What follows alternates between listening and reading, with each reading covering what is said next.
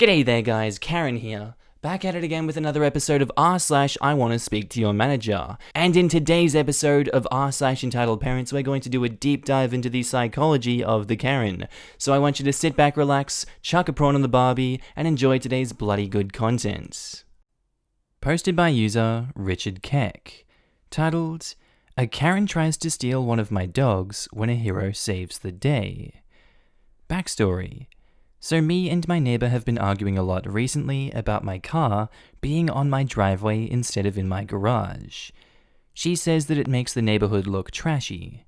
Now, I have a large family of dogs, and I decided to turn my garage into a workshop so I can make food bowls and dog houses without having to buy them at the store. Here's the story. So yesterday, I was going down the stairs to check on the newborn pup, Poppy, when I heard the doorbell ring. When I answered, Entitled Mum was there with her kind toddler. As soon as I opened the door, kind toddler happily ran inside the moment he saw the puppies. I let him go because I trusted he would just pet them and stuff. We argued a lot about the driveway thing when I lost my temper and screamed at her about the garage being a workshop for the dogs. Now, I've told her this many times before, but that was the first time I've lost my cool. We stared at each other for a minute when suddenly a light bulb popped up over her head. She asked with a smug face, "May I use the restroom?"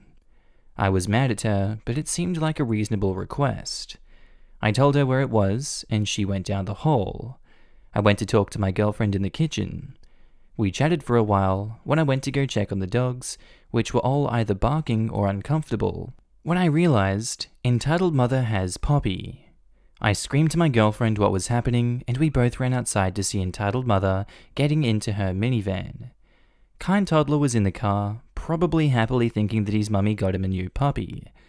She was trying to start the car with her door still open.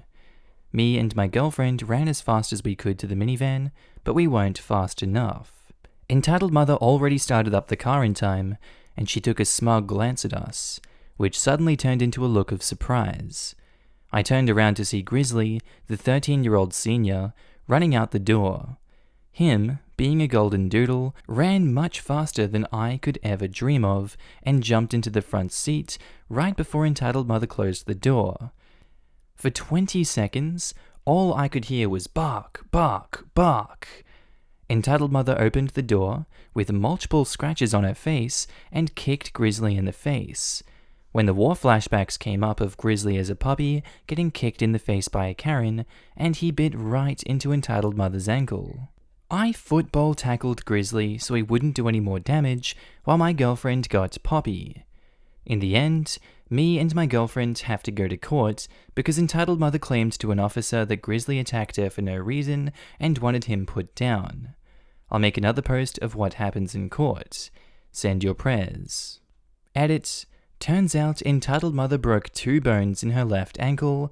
Won't help in court, but Grizzly definitely is getting some extra treats.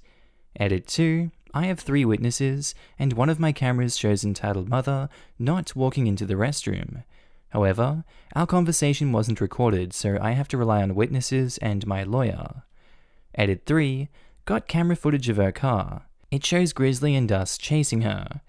The angle wasn't good enough for it to see Poppy in her arms, but I think it's good. Edit 4. Just found out that Entitled Mother is charging us all the medical fees, $12,000, and that Grizzly gets put down. I have decided to charge $3,000. Edit 5. Getting a lot of messages about this post being fake. It's not fake, stop spamming me. Edit 6. Entitled Mother decided to make the court session earlier than planned. Pretty smart on her side. Making the court session happen before I get all the evidence. After it's all over, I'll make another post saying what happened. They have posted it, but it's still awaiting approval by the mods, so I'll cover that in the next episode. Posted by user Sassy Cheese Cube. Titled, Entitled Dad Demands That I Don't Use My Left Hand. I come from the land of entitled parents, so I have tons of stories to share. And yes, all of them are true. When I was 15, I was sitting in the food court of a mall, casually, and was writing my assignment and eating some french fries. I was minding my own damn business, Then comes entitled dad with his infant. Here's the thing. I'm ambidextrous and my right hand is my dominant hand. So I was using my right hand when entitled dad came, all over the place. After a while, I get a call, so I was talking on the phone and continued writing simultaneously. I had my phone in my right hand and switched my writing hand to left. Normally, people just get surprised, but that was not the case for entitled dad. He says, "You should not use your left hand. Always use your right hand. Stop using your left hand." Moi, I'm like, "Excuse moi? Use your right hand or else I'll call security and they will take you." I'm like, "Mind your own business. I am older than you. You have to respect me. Where are your parents?" I just started ignoring him. But I crap you not, he asked me this: "With which hand do you wipe your butt?" The same hand that I should slap you with. Dude lost his crap and started yelling in the food court while I just munched on my fries. Lol. He ended up being escorted out by security.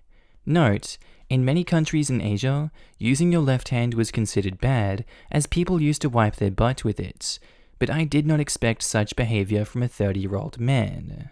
Edit, guys, I use a water pipe/hose thing to wipe my butt, lol. Edit, okay, it's a bidet, I get it. Also, this was India, so congratulations to the guy who bet his house on this. You get to keep your house, lol. Posted by user JustCallMePhil35. Titled, "Entitled Dad Wants My Granny-in-Law's Wheelchair." So, several months ago, my granny-in-law was in an accident that was not her fault. This resulted in both her fake leg and real leg getting broken, among other injuries. Granny is just full of rage. She's 80 years of rage, people. She had fought hard for decades over wanting to be independent and never be put in a home or become someone's burden. She wanted to live in her own home, take care of herself, and die in her own bed. Sadly, the accident made that impossible now. She'll never be able to walk under her own power again, and she's hurting herself using a walker, or whatever you call those wheeled things. She wants to live at home. However, she knew she would need someone there constantly, and hired a day nurse and a night nurse to come take care of her. She refuses to move into any home, relatives or otherwise. Well, in an effort to get her out of the house, my wifey and I would take her out. Yes, we were being very careful about where we were taking her, and going all out on masks and antibacterial everything. We tried to take her places that weren't too crowded, but also wheelchair accessible. Well, a mall that was about an hour out of town had reopened.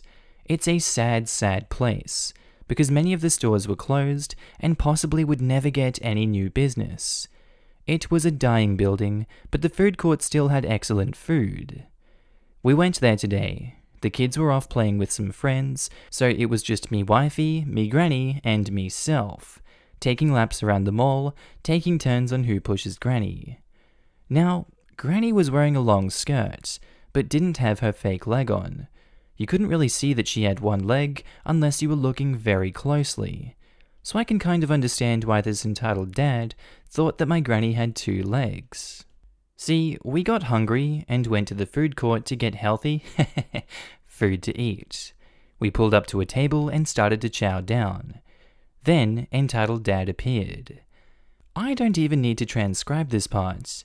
It's a dime a dozen story about an entitled parent that wants the wheelchair that someone is currently using. We say no, she says no and cannot walk, and the entitled dad demands it for his son. He was sitting at another table, looking like he was out cold. He was that tired looking. Granny finally had enough and looked him right in the eye and said, "Young man, this is my chair, which I need to move about. I don't care how tired your kid is. He cannot have this. I would not be able to walk at all." Entitled dad obviously replies, "You may be old, but you don't need it at all. You can walk, you old crone." Granny got red in the face and said, "Old crone? Looky here, little boy. I may be old, but I can still kick your ass, even if my only leg is in bad shape." Entitled dad scoffs at her. "Huh, I bet you're only faking about having one leg." Granny looked like she was going to yell again, except she just grinned. She turned her chair to him and lifted up her skirt. She showed him that she was indeed missing a leg. "Think I'm faking here, kid?" She goes into a snide tone. "Think this is a fake stump?" Entitled Dad looked embarrassed and tried to talk. Granny wouldn't let him. She actually lifted up her stump a bit and said, "Why don't you touch my stump? Come on. It might be a real stump, might be fake. Touch it and see. Touch my stump. If it's a fake stump, the chair is yours." The guy backed off and started for his table. Except Granny started to wheel after him, yelling at him, saying, "Come on, touch my stump. You know you want to touch it. Touch it." Me wifey was cracking up at this, so I had to be the one to grab her chair and bring her back. The entitled dad picked up his son and carried him out of there quickly. Granny was grumbling about how rude that man was, but she looked so damn proud of herself. What few people there that were listening in hearing range was also laughing, although 2 people looked disgusted at my granny-in-law. Screw them. But you know, at least that got some of her anger out of her system. The situation calmed her down a great deal and cheered her up. Posted by user Kazumi the Introvert, titled, "How My Entitled Parents Lost Their Precious Baby." So this story has quite a bit of background, but I'll try and make it as easy to understand as I can. The people in this story are me, my full brother 20, Baka, my stepbrother, Nani, my half-brother, Akuma, my entitled mother, my piece of crap father. The backstory. My parents divorced when I was 3 years old. My mother and father had joint custody, but Baka and I lived with my mother and only saw my father every other weekend. My father started dating my soon-to-be stepmom when I was 5 and married her when I was 10. They then had my youngest brother, Akuma. My stepmom isn't really involved in this, but I'd like to say she is one of the sanest people of the story, and I honestly feel bad that she married my father. Relatable. God, I can't say that. My mother is a complete narcissist, and my father is one of those entitled racist rednecks with a violent streak. Baka and I were extremely neglected by my mother. We'd be left home alone at a very young age for long periods of time, forced to fend for ourselves when it came to eating, and were often locked out of our crappy apartment in a very bad neighborhood. We lived in a spot where white people were the minority, and trust me when I say that the people around us had no problem threatening to kick your ass for the color of your skin. A part of me wonders if this helped fuel my father's insufferable racism. Despite my mental, verbal, and sometimes physical abuse, my mother very clearly had a favorite child, and it was Baka. She had me when she was 19 and Baka at 20. I swear, she only kept us to spite her parents because my grandparents told her she wouldn't be a good mum. My mother would always go easier on Baka despite his extreme behavioral problems. We later found out he had a severe case of borderline personality disorder that caused him to get violent. That often meant I got the crap beat out of me. My mother refused to get him treatment. She had a weird thing about just toughing things out. I once had strep and the flu, had to drive my 17-year-old self to the urgent care, only to be told that my heart rate was 1 number away from them legally having to call an ambulance. If it went up any more, then I would have to go to the hospital.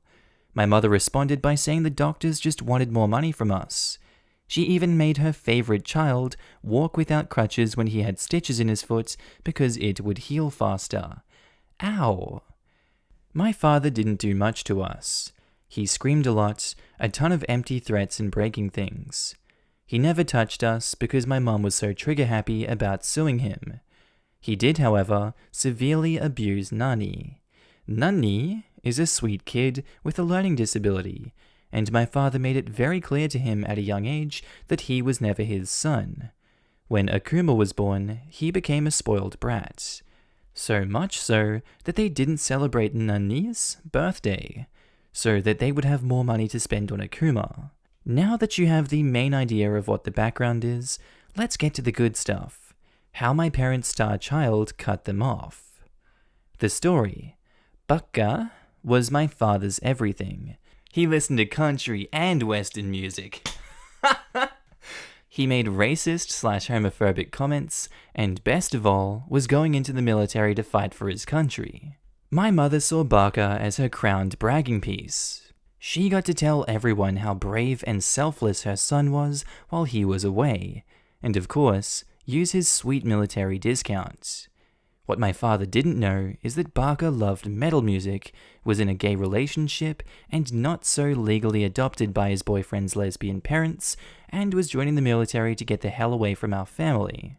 Barker left for boot camp, and we got word that he'd been graduating at the top of his class. Is it considered a class in a boot camp? I don't know. Of course, my parents were over the moon, and for once in their lives, got along to coordinate how to drive 8 hours across the country to go to see him on base for the graduation. I personally lived further away. My mother kicked me out after Barker left, and I moved in with my boyfriend further north, 3 states away. Despite not wanting to go, and Barker not caring if I showed up, my mother and father literally hounded me like the hellspawns they are until I went. So I finally spent my money to drive all the way down to see him, my mother making plans for me to stay with her while we were down there. Now, before I tell you just how nasty things got, you should know that after being kicked out and getting mental help from my hellish upbringing, turns out I have CPTSD, BPD, bipolar 2, runs in the family, AVPD, and GAD. 2 of those disorders run in the family, the others are all basically caused by trauma and abuse. At this point in my life, and still to this day, my triggers are so severe that I can't have a job. I couldn't even leave my house alone for more than 10 minutes before having an episode. My mother refused to allow me to bring my service dog, and I nearly died just trying to make it across the country to this graduation. When I got there, it was immediately clear that this was going to be one of the worst experiences of my life. My mother got so nasty that I nearly OD'd on anxiety meds to keep me from having a public episode on the base. When we were in the hotel, I collapsed in the bathroom and told my mother that I thought I was going to pass out, and her exact words were, "What do you expect me to do?" before she laid in bed and watched Netflix. Needless to say, it was complete hell. She basically used me as a human punching bag because my brother's boyfriend's family came down to support him. My parents to this day still don't even know they're together, even though a blind man could see they love each other. My father and mother were both ticked that he spent the whole time with his boyfriend's family rather than with his blood family. I ended up having enough, and walked out of my mother's hotel room one night as she was cussing me out. I just took my phone, no shoes, no wallet. I just left and called my boyfriend sobbing. I came back an hour later to find that my mother left and had locked me out. She didn't come back for 4 hours, and I had to get the maintenance guys to let me back into the room. When the trip finally came to a close, and we were on our way home, my mother decided to bestow her best ever so loving thoughts on me. She said, and I quote, "Barker is a soldier now. He's got his whole life set up for him and will never have to worry about anything. I'm so proud of him. He really made something of himself. Too bad I can't say the same for you." I had just dropped out of college 6 months before completing my first degree because the college counselors were worried about me and their disabled student program wouldn't be able to cover my major symptoms, which at the time were me literally falling unconscious. The revenge. After a few months of life going back to normal and more intense doctor visits on my end, turns out my mother re-traumatized me and I had to get on some heavy meds. My brother randomly called me. He had finished his schooling in California and was now stationed overseas, a privilege only the top 2 soldiers were supposed to get. I had heard that my parents were all over the place happy about it. Barker never called me, so when he did, I was surprised to say the least. He asked me about what happened during his graduation, and I told him. We've always been brutally honest with one another, and despite us being mostly indifferent towards each other's existence, we do have a bond forged in surviving abuse. When my brother found out exactly what happened, he was livid. Honestly, livid doesn't even seem to express how angry he was. Apparently, he had been playing along with my parents' wishes to talk every week, write letters, etc., just to keep them at bay since he went overseas and my father had let it slip about what had happened. We had a somewhat awkward conversation about our sucky childhood, and he ended the call by basically saying screw him. It only took about a week before my parents started texting me if I had heard from Barker. My parents had been sending him these huge care packages stuff and trying to call him, but the care packages were returned to them and the calls were never picked up. My brother cut contact off completely.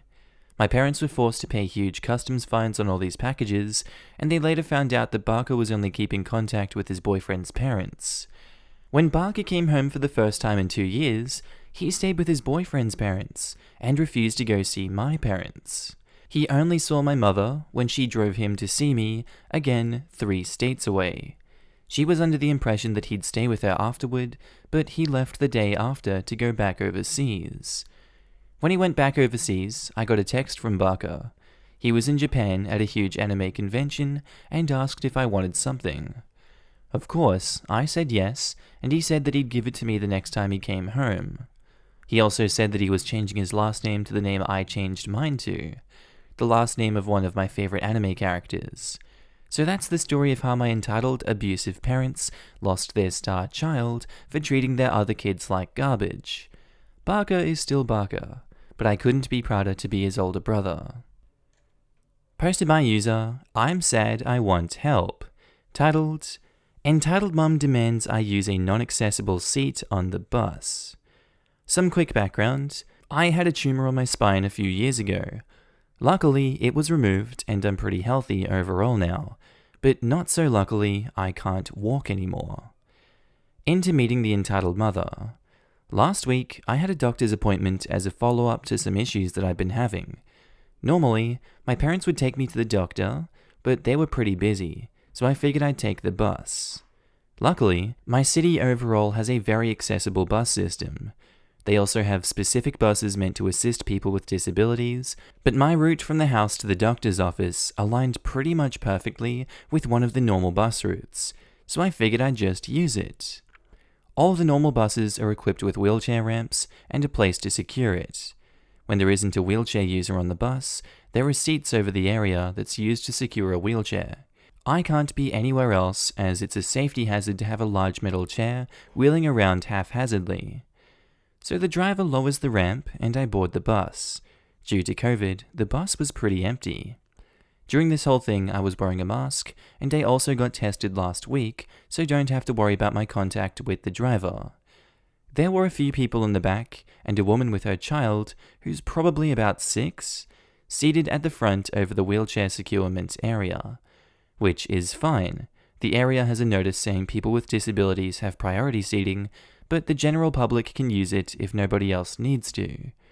Normally, it would be a simple, "Hey, could you please move? I need to secure my wheelchair," but not this time. The conversation isn't exact, because my memory isn't perfect, but here's my best recreation of the encounter. I stayed quiet for most of it. Luckily, the bus driver was absolutely amazing and stood up for me. He says, "Hey, could you move?" to the entitled mother and daughter. Entitled mother says, "No, my daughter and I are sitting here." He replies, "You need to move to another seat so I can secure the passengers, me, wheelchair. They can sit somewhere else." "No, that's the only area with proper securement. They can just take the next bus." "No, they have a right to use the bus. You need to move." "No, my daughter and I are staying. You can't make me." "Yes, I can. You can either move seats now or you can leave." "Oh, look, if it's really a bother, I can take the next bus." I'm very non-confrontational. I would have been late to the doctor's appointment, but I don't like bothering people. Bus driver says to me, "No, you can take this one." "See, the cripple even says she doesn't need it." Bus driver to entitled mother, "You can either move seats or wait here until the police arrive." "You can't make my daughter and I move. This is harassment." At this point, the bus driver began to call someone. I'm unsure if it was the actual police or what, but the entitled mother ended up moving 2 seats over, thankfully, and I got secured in the seat. She spent the rest of the time glaring at me, but honestly, I don't mind. There are some complete a-holes like the entitled mother, but there are also great people like the bus driver. When I was getting off, he apologized for entitled mother's actions, even though obviously they weren't his fault. In the end, I got to the doctor's appointment on time, so all was well. I just hope the woman's daughter learns to not be an a-hole somehow. Posted by user CookieDog800, titled, Entitled Mother and Her Little Crap Want My Mask My Grandma Made Me. This is getting ridiculous with entitled mothers and masks. So my grandma sews for a small hobby, and she made me, my sister, and my mother homemade masks with some fabric that she saved up for years. They were pretty cool. Apparently so cool, they became entitled parents magnets. So the cast. Cookie, I wonder who. Mum is my mother, an entitled kid, the most spoiled little crap on this planet. Story. So now that I'm 18, I'm applying for a checking and savings account, which means I get a card. That plastic card that acts as cash. Not accurate. If you don't know what it is, look it up or ask someone who does have one. So, I was wearing the mask my grandma gave me. It has a Pac-Man on it, which is cool. My mother was wearing her mask, which has a solid light blue color scheme. So we went to the credit union, and then we hear some little crap screaming, and a mother screaming too. It was like this. What do you mean my baby can't get a checking account? He has enough money, and he was an honor roll student for 3 years running. I want a credit card right now. I get one because I'm perfect. Both were screaming at the same time. That poor employee was just a wreck. She couldn't get a word in, and then that brat saw my Pac-Man mask, and crap hit the fan again. I want that mask that he has. Fine, then go get it, while I report this employee. The tramp told her little crap to come over and take my mask off of my face. So he tried it, but it didn't happen. I was too tall for him to grab my mask. By the way, now would be a good time to mention that the kid was about 5, maybe 6. So my question is, what the hell is a 5 or 6-year-old gonna do with a checking card? Then he tried to get my mask by jumping on me like I was a freaking jungle gym. But he failed, and the entitled mother turned her attention to me. Great. You give my son that mask right now. He deserves it more. He had honor roll for 3 years. Then my mum cut her off. I told her that people like this existed, and there was this subreddit for such cases. But she didn't listen. Now she does. Listen here. My mum has taught kids in high school for almost 10 years now. She has put up with some of the stupidest kids from her school and schools. She doesn't put up with a lot of BS. My mother made these masks for us to keep us safe, and you and your little hellspawn are going to leave us alone, or I will call the police. I don't give a rat's ass about your kid getting honor roll. If he does, then you reward him. Don't pawn it off on others. It's your job to do that, not others. So if you want to reward him, then get your lazy ass up, get your money, then go get him something. Entitled mother is speechless. She left, and her little crap too. My mum was steaming after that, but she calmed down, and we went to get my card and accounts. Now I have a checking and saving account with a nice card to boot too. My mum is now looking on this subreddit to see if there's any truth to what we've experienced. She believes now, which is horrible. Stay safe everyone, and have a good one. Posted by user Call Me Crazy. Titled, Entitled mother leaves her kid in my garden, then storms out after I tell her off. This happened about an hour ago, and I'm still irritated about it. I'm a single mother to 3 kids. D is 5, S1 is 4, and S2 is almost 2. My eldest 2 were heartbroken when they learned that we couldn't visit our local park because of the current pandemic. Nasty germs, as they call it. So to entertain them, I bought quite a few nice things for them to play with. My family have also contributed to this, including buying and setting up a Wendy house, and moving a large plastic climbing frame with 2 attached slides from my uncle's house to here. But I'm very grateful for everything they've done. My kids love playing outside, and I'm lucky to have a lot of garden space.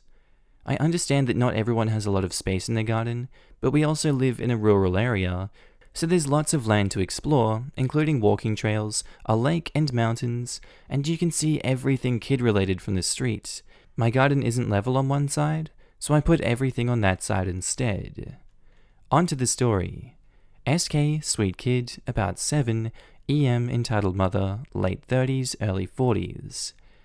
S2 had just gone down for his nap when D and S1 asked if they could go out to play in the garden. I said okay, unlocked the door for them, locked the front gate, it's just a simple metal clasp to join it together so the kids can't open it, and then headed back in to start tidying up. I went upstairs to put some clothes away and heard the gate close. I thought that it might be my stepfather dropping off some treats for the kids, so imagine my surprise when I walked out the front door and saw a child instead. D is very good with fiddly things like the clasp on the gate, but she can't open it. So I assumed that entitled mother opened it, let SK in, and then closed it again. I say, "Oh, hi there. What are you doing here?" "Well, hi, my ma'am said that I could come in to play, can I?" I'm surprised and confused to say the least, and I say, where is your ma'am now?" "I'm sorry, honey, but I don't think I know you. What's your name?" "My name is SK. My ma'am said she'd be back soon." "She left you here?" "Yeah, can I go and play now?" Me, feeling bad for the kids, say, "Okay, but I'll have to ask you to clean your hands first. Do you know about the nasty germs?" And she nods. "Okay, good. I'll go and get some things and then we'll sort you out." I go inside to get my hand gel, help SK clean her hands, and then walk with her to the back of the garden. I say, "D, S1, this is K. She's going to be here for a little bit. How about we do some drawings with chalk?" The kids all say yes, so I draw some lines between them all and tell them that it's their drawing space to give them some room to socially distance. I keep an eye on them, but also turn to check the street every so often. I was busy helping S1 get a stone out of his sandal when I heard the gate close again. Entitled mother says, "SK, time to go." I say, "Oh hi, you must be SK's ma'am. Can I have a word please?" I gesture a little way away from the kids, and entitled mother says, "No, we have to go now. I have to get back home to let my dog out." "Well, I'd like an explanation before you leave. Why did you just leave SK in my garden? Why didn't you at least knock on the door and ask?" "I needed to go to the shop and didn't want to take her with me. Normally, I'd let her play in the park, but it's closed. So when I saw your garden, I thought it was a great idea. I'm sure you understand how stressful it is to be a ma'am during this time." "I do. But I also understand how irresponsible it is to leave your child with a stranger while you go elsewhere. The things in this garden belong to me and my kids, not to anyone who happens to be walking past." "Oh, you're not a stranger. I've seen you on the school run and knew you lived here." "I didn't recognize SK, and I didn't recognize you either. Knowing someone from the school doesn't instantly mean you can just leave them with that person." "Why are you making such a stink about this? It's done now anyway." "I'm making a stink about this because you left your child here, with a stranger, that you didn't know. If she'd have been here any longer, I'd have rang the police." "Why would you have gone that far over this? You're a fudging selfish tramp, keeping the gate locked when other kids could be making use of the stuff here." "Are you seriously that fudging stupid? You left your child here. If my youngest wasn't napping, I'd have asked SK where she lived and taken her back to your house. I'd have quite happily waited outside to give you a bollocking then too. What kind of parent leaves their child with a stranger while they pop to the shop? Next time, don't leave your child in a stranger's garden and you won't have any problems. If you drop SK here again, I will ring the police. What if I didn't actually live here? What if something happened to her? Come on SK, we're leaving. I'm not going to stand here and listen to a child tell me how to parent." I'm 23. So yes, a young parent. Well, clearly this child can parent better than you can. Get the frick out of my garden now. Entitled mother glares at me, grabs SK by the arm and starts storming off. SK looks sad and waves at me. I wave back with an apologetic look on my face. I feel so sorry for her. After she left, D strides up to me with her arms folded over her chest. She's smiling, so I know it isn't something serious. "What's wrong, D?" "You said naughty words." Me, chuckling, say, "Sorry, baby. Mammy'll put some money in the naughty word pot." The naughty word pot money goes towards sweets for them if we go to the shop. Yes, all together, no child endangerment here. And that's it. I'm hoping I don't see much of Entitled Mother when school eventually starts back up, but I'd be happy to see SK again.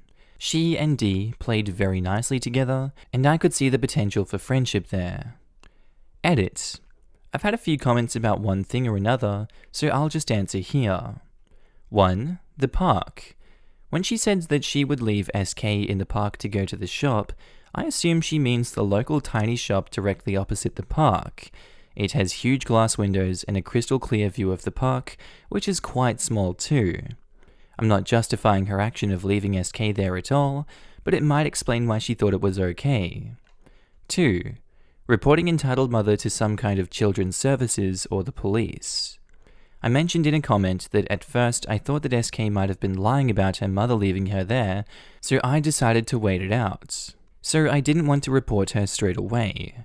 I thought that perhaps it was just a case of a child who wanted to play in a garden that was basically a park. If a child goes missing in this area, you know about it pretty quickly as parents, family members, and neighbors will knock on doors asking if anyone has seen the missing child. After thinking on it, I called the non-emergency number for the police and reported what happened. They took SK's name and descriptions of both of them, as well as my postcode etc. for an area reference. But other than that, they said that not much else could be done because of the lack of information that was available. No surnames, no first name for Entitled Mother, no known address. I would have called Children's Services, but their offices are closed for the weekend and only an emergency number is available. I didn't want to take up time on that line that another child could use, so I called the police instead. I hope that makes sense and doesn't come across as I'm not worried about SK. I am. If I knew anyone who knew her, I'd be asking all sorts of questions to get more information to make a better report. 3. Also, thank you to the people who have left very kind comments.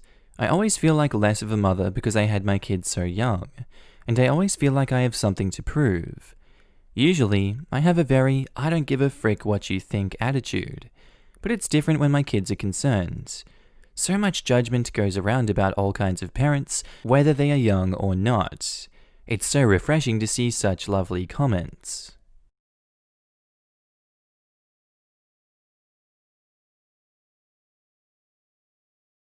Either you give us grandchildren, or we're taking you off our will. The title sounds bad, the story is even worse. I never thought I would be writing a post about my own parents here, but here we are, right? For context, my fiancé and I have been in a relationship for the past 10 years, and just recently got engaged. While it's understandable that 10 years might sound a bit too much, we started dating really early, and getting married was not a priority for either of us. We actually preferred to focus on our studies and career for a while. She is a civil engineer, and I'm a medical student after getting a bachelor's and a master's. I do freelancing as a developer to pay for my living expenses. So, as we've been a couple for a long time, it's quite common for people to ask us when we're getting married and when we're having kids. While we are getting married as soon as I finish med school, we decided not to have children a long time ago, and we're still very certain of that decision, as both of us are more career than family-oriented. However, since the engagement, our families have started to put more pressure on us to get married soon and have children, even though we told them plenty of times that's not going to happen. My fiancé and I live together, and we're completely independent from our families financially. Some time ago, during a video chat, we ended up getting into a heated argument with our families for finally snapping at their ceaseless nagging for grandchildren, and we have been strained ever since. Now, our families asked us to meet them for a lunch in family at my parents' house. We don't live in the same city, but it's close enough that we can go there for something like this, and that's when the following situation transpired. We arrived early enough to help out in preparing everything for the lunch, and for the next hour or so, things were pretty alright. But after we had lunch and we sat at the coffee table to chat, it's customary here, the room got visibly tense. Our parents, both hers and mine, started a speech about how much they put into us, how much they worked for us, and how much family means to them. I was already sensing some crappy thing coming, but I kept listening. Suddenly, they said that during one of their talks, they came to a decision that if my fiancé and I didn't give them grandchildren after all they had done for us, we would be cut out of their wills. Their reasoning was this. 1. My brother is a gay man, and as of now, have no intention of adopting or any alternative to have children, and I was the only option on continuing the family. He was not there and is as mortified as I am. 2. She is the oldest sister. Her younger sister is still in high school, and thus must set an example by having a family and continuing the family. Now, if that's not psychotic, I have no clue what is. We quickly looked between ourselves and immediately left their house. We haven't spoken to them since, but as far as we're aware, we're disowned by now. I never thought I would have to go through that, just because I don't want to have children, but it just shows how much entitlement they think they have. Cheers. Edit. I did not expect this to grow so much in just a few hours. Thank you everyone for the replies. Sadly, I don't think I'll be able to respond to everyone, so I'll just clear a few things here. My fiancé and I have absolutely no interest in their inheritance. We've been fine on our own for a long time and can take care of ourselves. Thus, we have absolutely no intention of contesting their will. We don't need that money and we don't want it. I only posted this here due to the absurdity of their actions. We have decided to cut contact with them and uninvited them from our wedding. My brother is giving us full support on this, and as he is my best man, this already means the world to me. It's regrettable that it came to this outcome, but we are not going to let them run our lives. Some people asked us why we don't want to have kids. There's a few reasons for that, especially the fact that we are both extremely focused on our careers. Having a child is a responsibility to raise someone and give them the affection, lessons, and time needed. Neither of us want to go through that just to birth someone. Also, we have firm beliefs that the world already has enough people without us putting someone else on it. Lastly, neither of us really likes kids. As bad as that might sound, we have no intention of ever giving birth to a child. Trickster Trio says, best thing to do now is act like that money doesn't exist, now that you know it comes with strings, and that they'll use it to try and control you. Theoretically, if you did have a kid, what's stopping them from using the inheritance as a tool to make you raise it the way they want you to? Exactly. Rescind their power, and if you're ever in a position where they try that crap again, the correct response is to smile and say, we understand. It's your money. Don't worry. We can take care of ourselves. What happens after that is on them, but they at least know you can't be bribed or guilted. Posted by user Pokemum95, titled, Entitled Mother Calls Police Over My Clothes Line. Our caster, me, entitled mother, and the very nice police officer. This takes place in my hometown. A house had been built right next to ours over the course of the past year and a half, and a small family moved into it. We never met the family, as we are usually not ones to go out of our way to meet people, so it came as a huge surprise when this happened. We have a backyard, which is private. It is surrounded by a fence with a locking gate. Entitled Mother's house had a deck that overlooked our backyard. Midwinter, our dryer decided to die, and we had to take all our clothes to the closest laundromat to dry at least once a week. Once spring rolled around, I decided to put a clothesline in our backyard to help save money. A few weeks went by, and at least once a week, I would be out there hanging loads of laundry to dry. On one such occasion, our neighbor, entitled Mother, was out on her deck talking on her phone. I paid her no mind, and just hung up my clothes to dry. As I was headed back inside, I heard the dreaded banshee screech that was entitled Mother. She says, "Hey, boy!" I'm a woman, but I have my hair cut short with most of it buzzed, so I can see why she assumed I was a boy. I looked over, mostly because of the noise she made, not because I thought she was talking to me, but unfortunately she was. She says, "You can't hang those out here." "What, my clothes?" "Yeah, you can't hang your filthy underwear out here where I have to look at them. What if my kids see? Are you some kind of pervert?" "Lady, it's my backyard. If I want to hang my laundry to dry in my backyard, I can." And with that, I flipped her the universal sign to go pleasure herself and went inside. About a half hour later, I hear a knock on my door. When I answer it, there's a police officer standing at my door, who says, "Good afternoon, ma'am." He knew I was a woman, and yet somehow the entitled mother didn't. "We received a call about a pedophile in the residence trying to flash children. Would you happen to know anything about this?" Seriously? Entitled mother was just screaming about me for hanging my underwear on my clothesline out back. I assure you nothing else is happening. Do you mind if I take a look? And me, with nothing to hide, say, "Of course." I showed the officer my clothesline, and we could clearly see entitled mother glaring at us with a smug look on her face from her deck. The officer thanked me, went to speak with entitled mother, and that was that. Posted by user Zucchini My Weenie, titled, "Entitled Parent Calls Me a Junkie and Tries to Steal My Life-Saving Medication." Hey guys, long-time lurker, first-time poster. Just for reference, this just happened yesterday. I was on the bus heading home from the drugstore after re-upping my prescription. A bit of backstory: I am unfortunate enough to be HIV positive, and because of this, I have to take antiretroviral drugs every day, otherwise the virus will damage my immune system further. Because of what's been going on recently in this country, I've mainly been working from home. As a result, I have really fallen off when it comes to my appearance.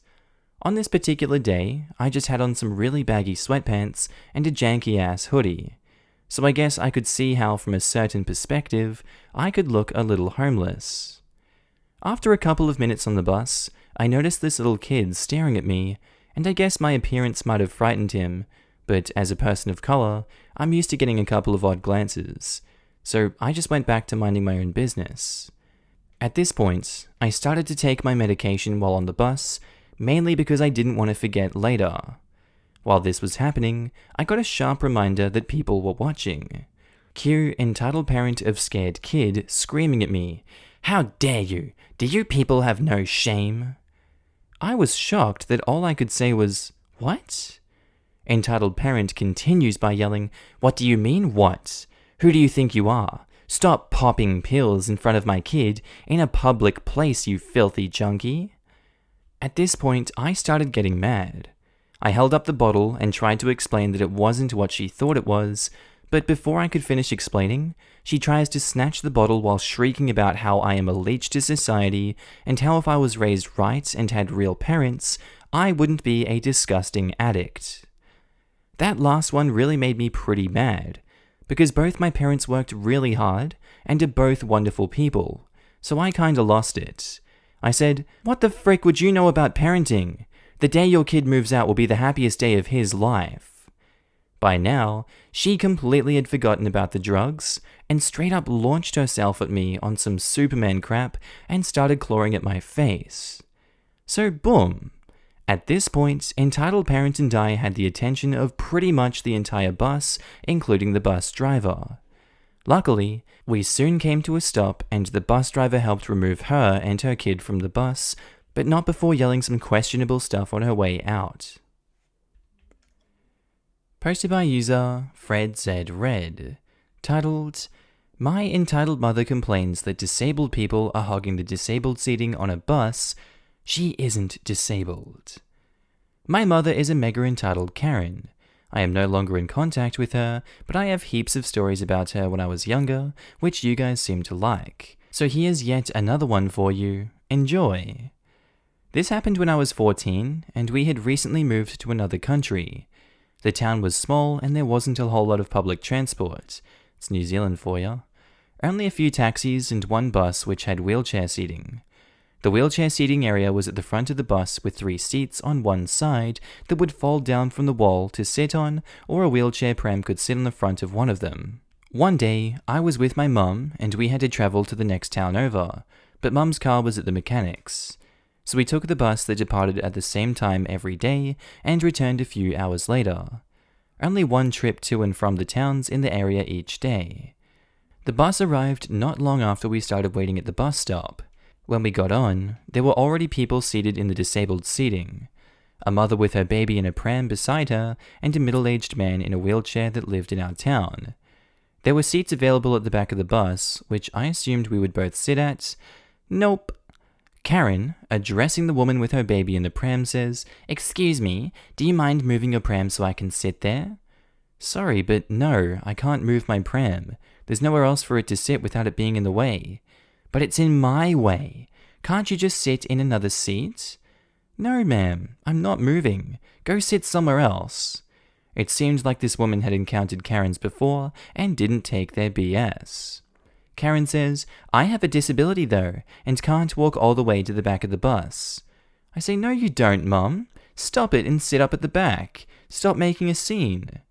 Karen, her face going red from me calling her out on her BS, says, "Fine, whatever." And she reluctantly went to sit in another seat. Me, to the woman with the baby, says, "I'm so sorry, ma'am."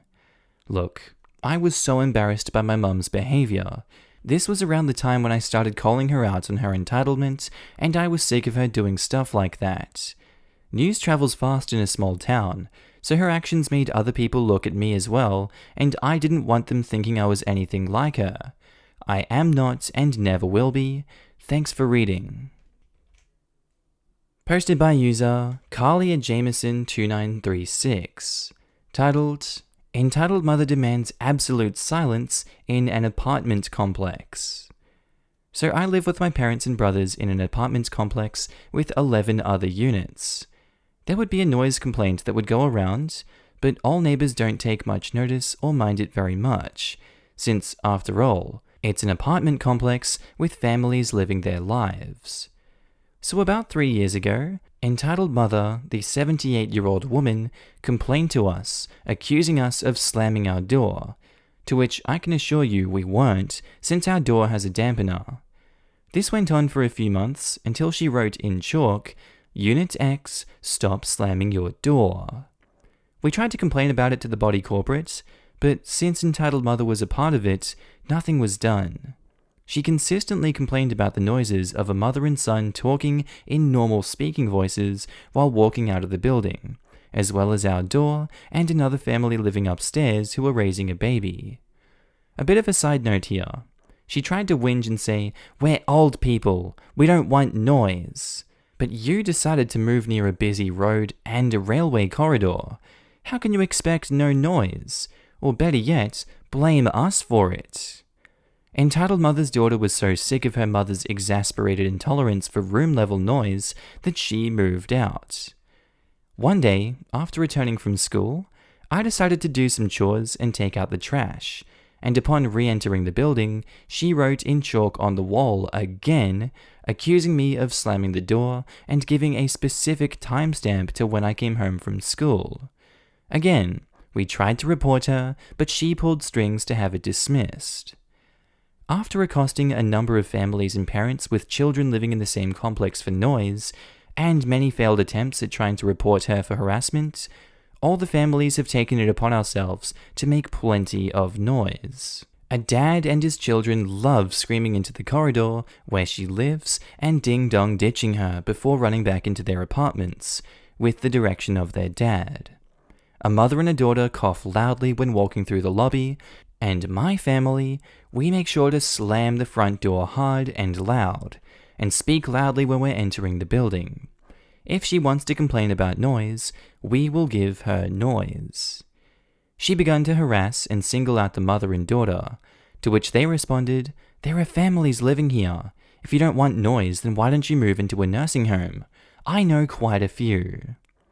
Entitled mother is still persisting with these complaints today, to which she is not getting what she wants, and I think she should take the advice on the nursing home.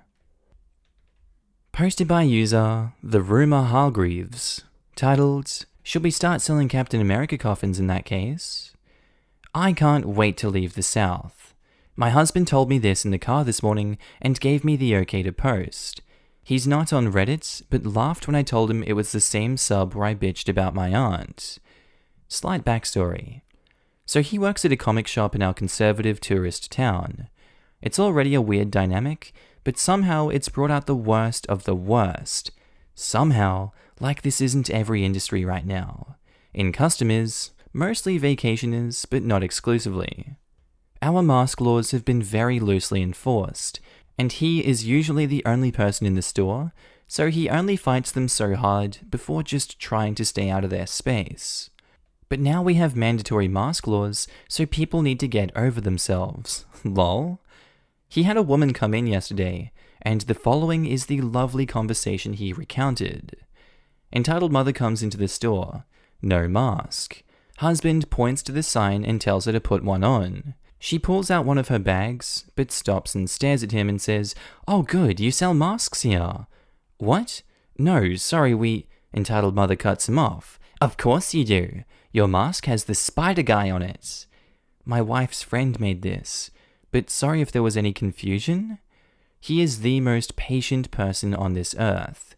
"Well, that's false advertising. My son would wear that mask. You need to start selling them." Once again, this one was made for me by a friend. It's not for sale. "Well then, when will you start to sell them?" "We won't be. We don't plan on turning a profit on the pandemic." "Well, that's the stupidest thing I've ever heard. And you're not going to give my son your mask?" "No, and I don't see your son." "He's waiting in the car. I want to speak to the owner." He was obviously a manager, so she had to go a little beyond normal Karening. "Your kid is in the car. In July.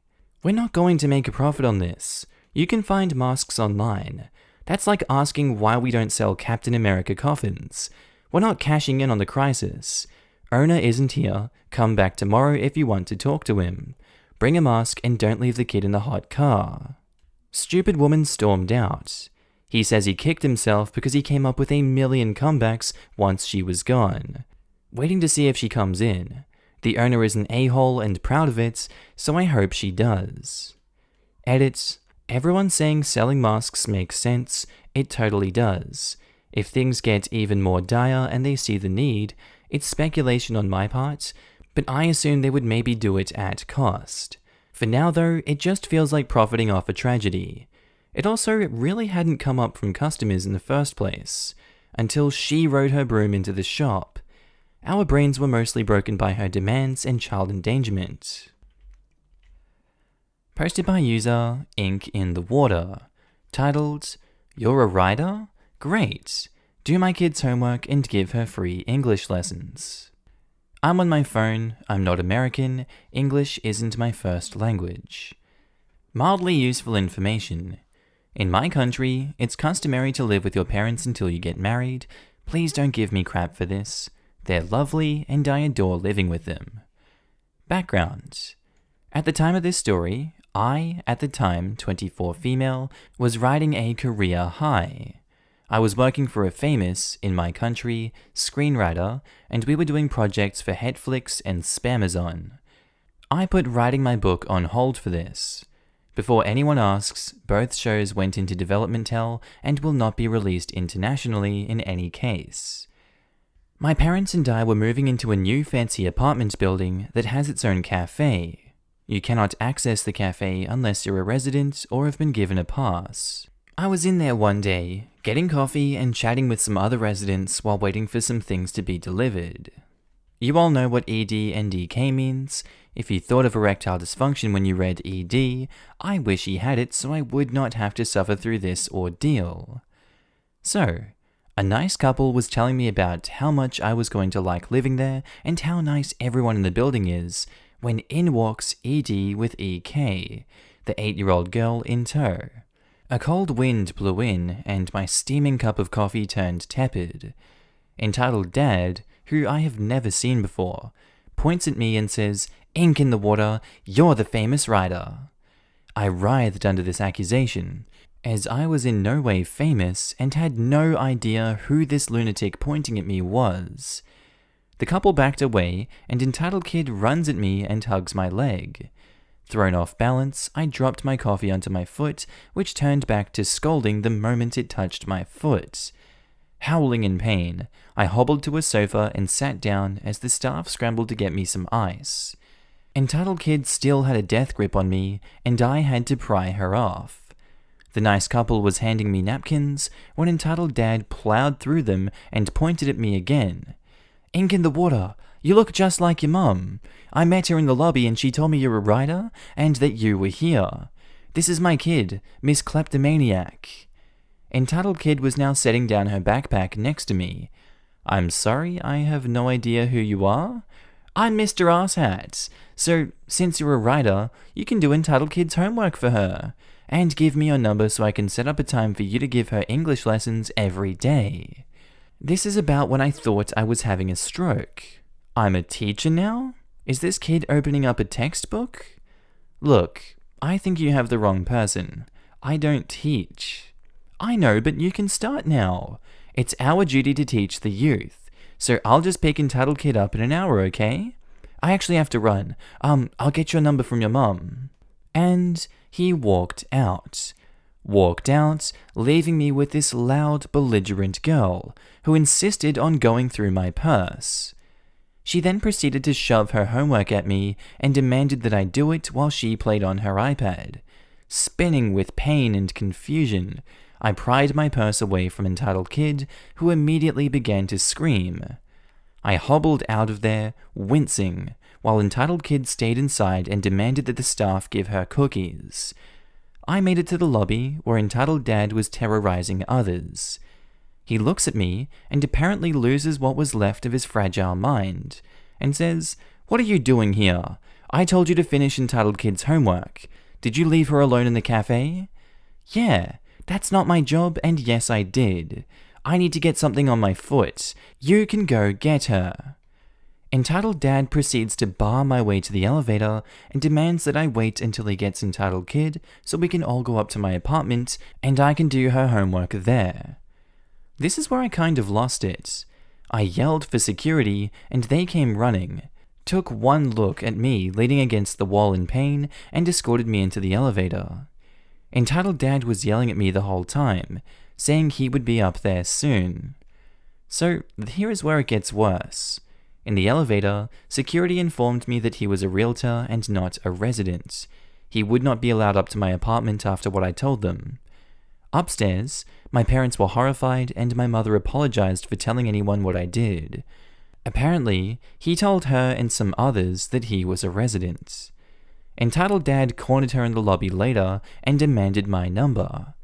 She gave him a piece of her mind, told him I was injured, and told that his foot would be someplace unpleasant if he or his kid ever approached me again. He backed down, but told her I should be more understanding because Ink in the Water is old enough to get married and have her own children. Who stays unmarried at 24? She had him escorted off the premises. He is now banned entry for harassing residents. Entitled kid stole what she thought were mints from my purse. They were herbal laxatives. Crappy treats for little freaks. Posted by user Swan Medic. Titled, "No ma'am, you cannot demand we hire your son." A few years ago, I worked at a store that dealt in used electronics. It was mostly movies, games, and pop culture merch, but we also sold a variety of items like cameras and headphones. It was a very popular store due to partly the low prices and the fact we generally paid more than our competitors for used goods. But customers also liked the atmosphere. The staff was very close-knit and management encouraged a casual approach to customer service. So not only was it a cool place to shop, it seemed like a cool place to work, which it was. This meant that during all times of the year, we were flooded with applications. We actually had a new apps box behind the counter that had to be emptied for filing once a week because it would fill up. As a retail establishment, we did have a moderate turnover, but the store was small and only had 11 to 15 people employed there at any given time, so we only occasionally picked up new hires. This didn't stop people applying, especially recent graduates who were hoping that the cool video game store could be their first job. I was working at the front counter at the time entitled mother walked into the door. This happened a while ago, so this conversation is of course paraphrased.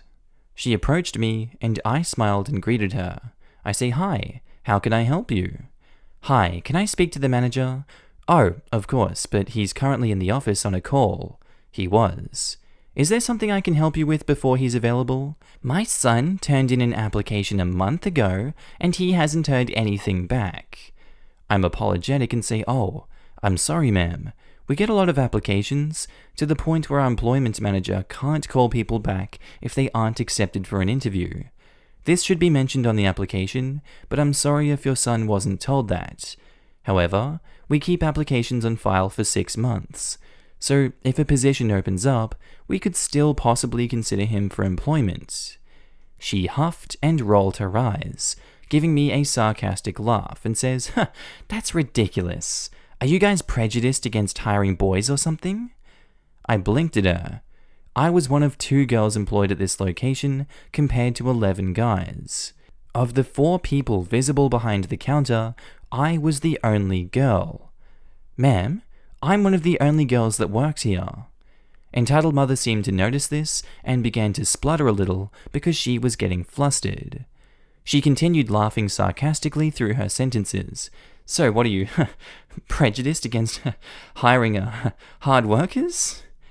I honestly didn't know what to say. I was trying not to laugh because it was such a weird response, so I said, no, we just have a lot of applicants and the chances of getting picked are low. It's not personal. But if you'd still like to ask the manager about it, I can go see if he's finished on the phone.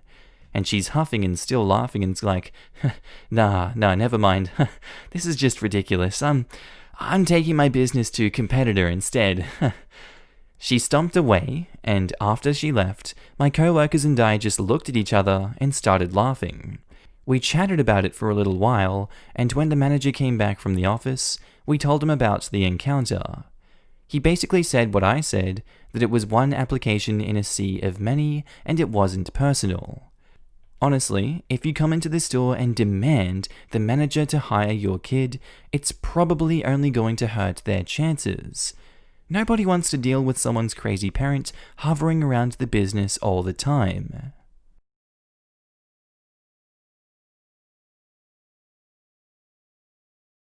Entitled Mother tries making me give my spot up for her daughter. So this happened last year, but I didn't have enough comment karma, so here we go. Egu is me, M is Karen, Ek is the kid, and Egud is my dad. I had just graduated high school, and I was waiting for my responses from the colleges I applied to. Well, the day came. I got my acceptance letter to a good college in my state. Well, my neighbors had a child who graduated with me and applied to the same college. The only difference is that she didn't get accepted. So she jumped our fence, it isn't high since it was for the dog, and knocked on the door. So I opened it, and the conversation goes as follows. Hey, did you get into college? Yeah, I did. Did you? No, because you took my spot. Well, if you'd actually tried in high school instead of slacking and turning to drugs, maybe you would have gotten in. I got all A's in middle school and high school, thank you, and vaping isn't a drug. Now, the funny part is that in middle school, she had advocated against vaping, then ended up doing it a year later. As for the grades part, she started slipping in high school, resulting in her dropping from all her advanced classes. So I just shook my head and watched her leave. I wasn't affected, she ruined her life on her own. Her mum and her came back over, and her mum was ticked. With a wrath of fury, she knocked on my door. I opened it, having been awoken by the knocking, and was pushed down to the ground. Entitled Mother says, if you know what's good for you, you'd give up your spot.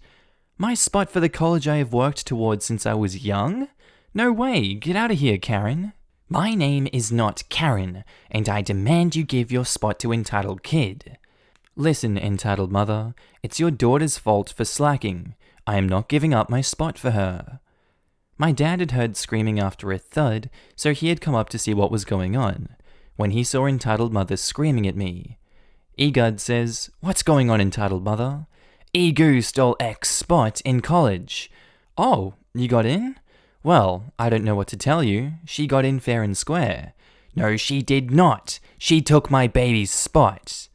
Listen, if you don't leave right now, I'm calling the police. Entitled Mother and Entitled Kid did leave, but not without threatening us first, and as far as I know, the kid still lives there, without a job and is not in college. As for her mum, she got the cops called on her for trying to harass my sister. I, however, am enjoying quarantine with my roommate, who actually is the other person from my grade to make it into the college. As for my family, they're doing better now. My mum is a worker, however, so it's taking a toll on her still, but other than that, we all good. E. Does this seem dramatic? Maybe it is. I am a dramatic person at times. I probably made this bigger than it should have been, and there was parts cut out that I feel wouldn't fit, like the daughter didn't go immediately home. We talked after that, but I mean, the only reason I know she was declined was because, well, she set it up there. Right? Yeah, more or less. And sadly, my parents don't have a peephole on their door. Can't watch for Karens. The edit didn't really help me out in this situation, but thank you for putting it in there, OP. That really helped out, I guess. Posted by user Drackle Baron, titled, Entitled Mother Wants to Push My Staff Off a Ladder. Background. I was a site engineer in the finishing stages of a mall. Restaurants and stores were handled by their contractors, and our only interaction was to ensure the compliance and connection to the mall's overall fire emergency system. Now, hooking up a normal-sized store would usually take us an hour because we had to simulate a fire and ping every fire detector to ensure that we had the proper location and address. We usually did this in the early hours of the morning at around 8 a.m. However, by the time we reached the restaurant level, they had already opened up, and on this faithful day, I had the largest restaurant on that level to deal with. While we started at 8 a.m., it was around 10 a.m., and we were only halfway done when the restaurant opened to the patrons. Our car-star manager, entitled mother, daughter, son, and me. Scene. Manager says, Baron, I'm going to let in a family who came early, 'cause it's really hot outside. Fine, but please keep them on the right wing of the store while we finish here, and we'll try to keep noise and dust to a minimum. I have a reservation for 3. Hi, yes, please, right this way. Oh, they're still working on the... And he gave us a wave. What? How disgusting! Why are you guys open while they're still working? Oh, don't worry, ma'am, you'll be seated away from the work, and as you can see, they have a transparent tarp set up between us, so you won't see a single speck of dust. It's not just the dust, but the smell. Disgusting pigs, can't they even shower? By the way, we've been working without air conditioner on the outside of the store in August, since 8 a.m., but we did not smell, like really. Hey, excuse me? The daughter and son say, Mom, don't. The sigh was palpable. You, one with the glasses, you need to leave. First, I have a name, I don't care about your name. Just do as I say, or I will tell your boss and have you fired. Really? You know, if I tell my guys to step down the ladder, we will close this place. I do not care. If you won't get off the ladder, I will push them off. Here's the thing. The ladder is about 3 meters high, around 10 feet. Both technicians are dangling from it, testing fire alarms for misfires and classifications. A fall from that height with their feet wrapped around the ladder steps would mean broken legs, hips, and they might see a few broken ribs. I'm like, what the actual did you just say? Cross the tarp and attempt it, come on. Ma'am, I'm going to have to call security if you do not stop this. Mum, stop! How dare you threaten me? She walked over the tarp.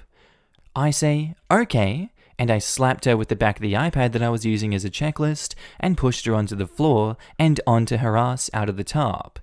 Threaten my staff again. I dare you. How dare you touch me? I will have your head for this, you pig! Well, I did not really touch you. I do not touch trash barehanded, as I wiggled my iPad in front of her. And she screams out, Son, beat him! She began breathing heavily, and as if a demon is going to appear by her side to kill me. He's like, no.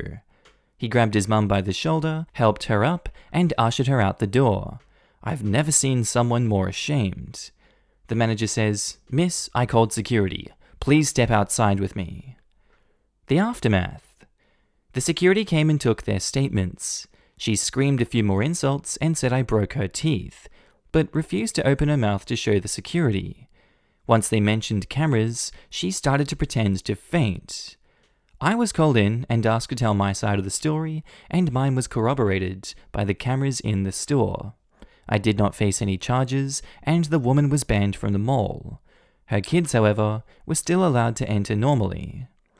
And by the way, the primary reason I've been holding off this story is because how I handled it was immature, and where I should have de-escalated the situation, I reacted by enticing a confrontation. Regardless of whether people deserve to be called out for their behavior or punished, should be a matter of law and not personal vendettas. While I did not get punished, I am somewhat ashamed of my actions. When possible, we should try to de-escalate situations. A lesson I learned after a few more of these encounters. Author's note: slap here might be too aggressive of a description, but it's the closest term I could think of.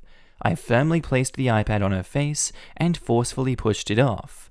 In other terms, the iPad did not forcefully collide with her face initially, but it was a powerful push followed by a body shove. Posted by user Sunny Cool, titled The Noise Police. Another post reminded me of my best friend's first foray into property ownership. While I never lived with them, I visited a couple times a week on average and saw this behavior firsthand. My bestie and her husband bought the first floor of a 2-family house that had been turned into condos. Word of advice: never buy into a 2-unit condo association. I've seen it several times and it's never ended well. Anyhow, all was fine for the first 2 years, until the upstairs unit sold to an epically entitled single mother and her toddler son. The first thing the single mother did was rip out all the carpeting, all the layers of noise-proofing under the flooring, and refinish the crappy subfloor to be her flooring. Her excuse for this was allergies and not being able to afford proper flooring. Maybe don't buy an expensive condo in a trendy neighborhood then. Anyhow, this left her basically nothing between her unit and the lower unit that would muffle any sound at all. Every single time she could hear anything from downstairs during certain times, she flew into a screaming rage and came barging on their front door. She expected absolute silence between 1 p.m. and 5 p.m. because her son took his naps somewhere in there, depending on when he got tired. Also between 7 p.m. and 9 a.m. because kiddo was either sleeping or winding down for bed in that time period. Sometimes she'd flip out outside of those hours at random because she was an entitled jerk. The quiet hours in the condo agreement were from 11 p.m. to 7 a.m., just for the record, not that she cared. Some of the things she came screaming to complain about that I personally witnessed in the daytime or early evening. The times I was visiting that did not overlap with quiet hours included most any conversation at a volume above a whisper, running the garbage disposal, dishwasher, washer, dryer, blender, or basically any appliance. Even the ding of the toaster was too much. Vacuuming, having the television or music on at any volume, playing the piano or acoustic guitar, talking in a normal speaking voice, opening or closing doors, not even remotely slamming, their cats playing chase around the house, eating meals, the clatter of utensils on plates. She wanted them all to use plastic or disposable paper as it was quieter. Phones ringing or vibrating too loudly, usually when left on a table or something that amplified that noise a bit. Doing yoga, washing dishes by hand, sneezing, walking too hard. Any walking was called this if you stepped on one of the creaky floorboards in this 100-year-old house. Having the compressor of the fridge come on, it made a tiny thunk and a dull like most do. The ice machine being used to dispense ice or it dumping ice as part of its normal cycle, and of course, flushing the toilet. Worse, her kid was a tantrum-tossing, caterwauling type who liked to beat toys against the floor. There being nothing between the floors anymore that muffled any sound, my bestie and her husband were subject to this insane noise at full volume at all hours. Any mention of it caused his entitled mother to launch into a tirade about how he was just a kid, how hard it was to be a single mother, and what did they expect her to do? Well, put the noise-proofing material back, which wasn't even allowed to be removed per her contract? Given it was a 2-unit condo association, and entitled mummy wouldn't vote against herself, there was nothing they could do except sue, which they couldn't afford at that time and would have only served to escalate things further. This wildly entitled mum made their lives so miserable with her constant beating on their door to scream at them at all hours that it took about 6 months for them to put their condo on the market and move. The entitled mother was thrilled about this and gloated about the horrid noisy people leaving. Since they lived in a very trendy up-and-coming town, they got several full asking price offers. The one they accepted wasn't the best offer, as the terms were extremely fussy and specific, but the seemingly entitled couple that made the offer was also extremely pregnant. My bestie and her husband moved to a single-family home where they were free to flush whenever they wanted. We all still have a laugh now and then imagining the war zone of feuding entitled parents in the old place. TLDR, entitled parent rips out soundproofing between condo units, then flips out constantly at being able to hear everyday noises like flushing. Friends move to escape the abuse and sell to a very pregnant entitled couple. We all enjoy imagining the war zone left behind. Posted by user V Stormcloud. Titled, Religious entitled mother wants to call her lawyers because her 18-year-old daughter moved out. Before I get this started, I just want to say that I've been reading entitled parent stories for over 2 years, and I never thought I would have one to tell of my own. This is a story about how my friends' lives have been going recently, so here, meet the cast. EM is a killer robot overlord, D is her daughter, boyfriend is D's boyfriend, ND is nice dad, F is friend, and L is landlord. So the daughter had had enough of entitled mother. She said she considered moving out, and entitled mother cuts off D's phone service and took her phone away, kicked her out of nice dad's house, and didn't speak to the daughter for months. After that, boyfriend got her a new phone and a job at Domino's. They both work there now. I think I also should mention, entitled mother is trying to keep daughter on her child support for as long as possible so that she can keep taking money from nice daughter, who is making around $35,000 a year, while entitled mother is making $90,000 in cybersecurity, and she gets primary custody and child support that she doesn't need, even though entitled mother cheated on nice dad countless times. Daughter and boyfriend are currently living with my friend, whose mother is their landlord, L. Entitled mother threatened to take legal action against L, who is an immigrant barbershop employee who is barely able to pay for her own home and car for renting to people who just turned 18, which is the legal age to move out of your parents' house. Entitled mother also said that she will be looking for her. We don't really know what that means, so we'll just need to hope for the best. The worst part is, entitled mother has had everything handed to her entire life, and nothing bad has ever happened to entitled mother. I apologize that there is no happy ending here, because the conflict is still going on. I'm hoping that I'll be posting a good news update in the future. Thanks for reading. Posted by user CubeDroid05. Titled, Entitled mother tries to take away my wheelchair so her daughter can sit down. Context. This happened before lockdown started in the UK, so the details of the story are not pinpoint accurate. Our cast are me, mum, the dip crap entitled mother's daughter, and nurse. I had a skiing accident while learning to ski with a friend. This was because we were going on holiday. It had been going quite well, but in the last 30 minutes, I fell over and broke it. I was stretchered off the slope and taken to the hospital. When there, I was given a wheelchair because I couldn't walk and didn't have crutches because it had just broken.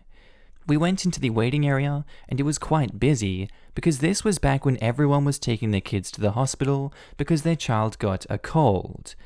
Combine that with 2 serious accidents that came in and we had a long wait ahead of us. Thankfully, the wheelchair was cushioned, which was nice for me, and about 3 hours into the wait, a mother and daughter walk into the waiting room. This is entitled mother and daughter. Daughter has a face mask on and is looking worried. Entitled mother says, "Go find a seat, daughter, while I sign in, but make sure it's away from people." But all the seats are close to each other and it's full. Well, find anyone and sit down. You're wearing a face mask. Daughter looks around the room and spots one empty chair and sits down. Entitled mother walks over and says, "Where's my seat, daughter?" "This is the only empty one, entitled mother." Entitled mother stands up for about an hour. She then scours the room and spots me in my nice comfy wheelchair, and she starts walking over to me. "Excuse me, young man." "Yes?" "I can't help but notice that you're on a movable chair. Could I borrow that from you to sit next to my daughter?" "No, sorry. My son is waiting on an x-ray and can't stand up." "Well, if you haven't had an x-ray, then you don't know if it's broken." "I think it's broken because you can hear the clicking when you move it." "Well, it's public property, so you can't use it as your private property." "I seriously can't move, so can you leave me alone?" Entitled mother raises her voice for the waiting room to hear. "What do you mean I can't have the chair? My daughter is very nervous and needs me to sit next to her." Daughter looks down at the floor, embarrassed. The nurse calls out and says, "Can I please have me for his x-ray?" My mother and I go into the x-ray and get the diagnosis that my leg is broken and get it casted. This takes about 3 hours and takes us till 2 in the morning. I'm then taken home, but while I'm going back through the waiting room, I spot entitled mother and the color drops from her face as she realizes that my leg was actually broken. There was no arrest and no removing from the hospital, just a very conveniently timed nurse and a look of horror on entitled mother's face. Edit, just to be clear, the daughter is not entitled. Edit 2, this happened in an A&D and was full of little children. They were all running around clearly fine and should have been taken to a walk-in center instead. Posted by user Andrew52717. Titled, "There is no bedroom, only office."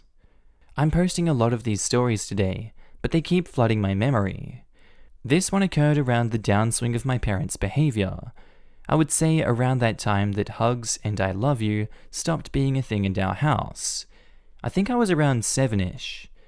Who here remembers those foam chairs that you would unfold into a bed that you could get for 3 easy payments of $19.95 call now? I had asked my parents for one for years as a kid, because it would be cool to be able to camp out in the living room and watch VHS tapes, because I'm that old. Imagine my surprise when my parents got one each for me and my brother. We were so excited. We would use them as often as we could. Sometimes I would sleep on that in my room instead of my bed.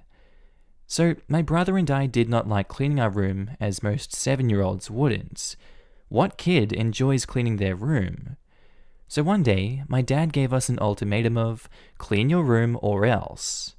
He didn't say what he would do. I would try to keep the room clean, but it was a losing battle. My brother and I are twins and share a room, and you know the difficulty of keeping a shared room clean. Anyway, it wasn't kept to their liking, so my dad came in with garbage bags and started bagging our stuff and putting it somewhere where we couldn't find it. He then tells us as punishment that we lost our room. Our parents put us in the corner of the living room by the broken front door that did not have working locks, with our dresser and 2 fold-out chairs as beds. This setup was in full view during holidays and family visits. Absolutely embarrassing. They ended up turning our room into an office for my mum's business, as she worked out of the house during that time.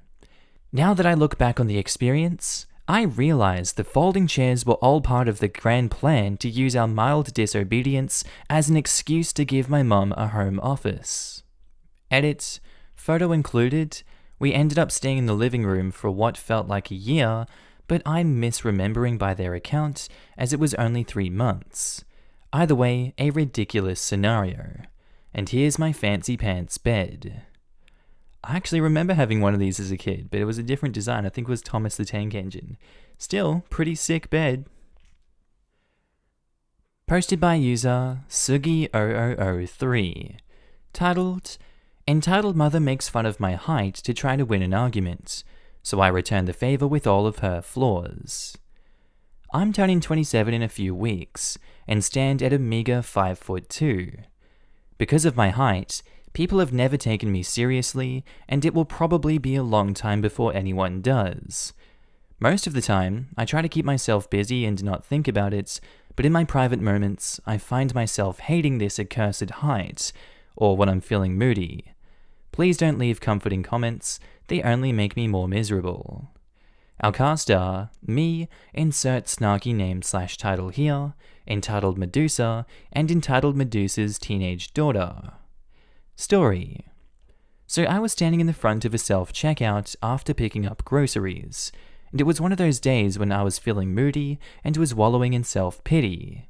Suddenly, a Karen appears and cuts in line. She didn't even stand in a correct spot for the social distancing, just waltzed in front of me. She was with her teenage daughter, and the daughter already looked like she wanted to bury her head in the sand. Not wanting to deal with this, I decided to call her out and say, "Excuse me, but you just cut in front of me." "No, I didn't. You're just slow. Please get behind the line. I've been waiting." "Mum, he's right. You aren't even—" "No, I got this." And she turns back to me. "I am not listening to someone so short." She was around 5'7". "What does that have to do with you cutting in line? You don't understand how our society works. No one's going to listen to your hobbit ass." People behind me went, "Oof," and the daughter buries her face in her hands. Me, with a nonchalant look, say, "You don't understand how our society works either. No one's going to listen to your logicless ass either." She was left stunned. People snickered, and even the daughter was trying not to laugh. One of the checkouts became available, and I went around her to purchase my food.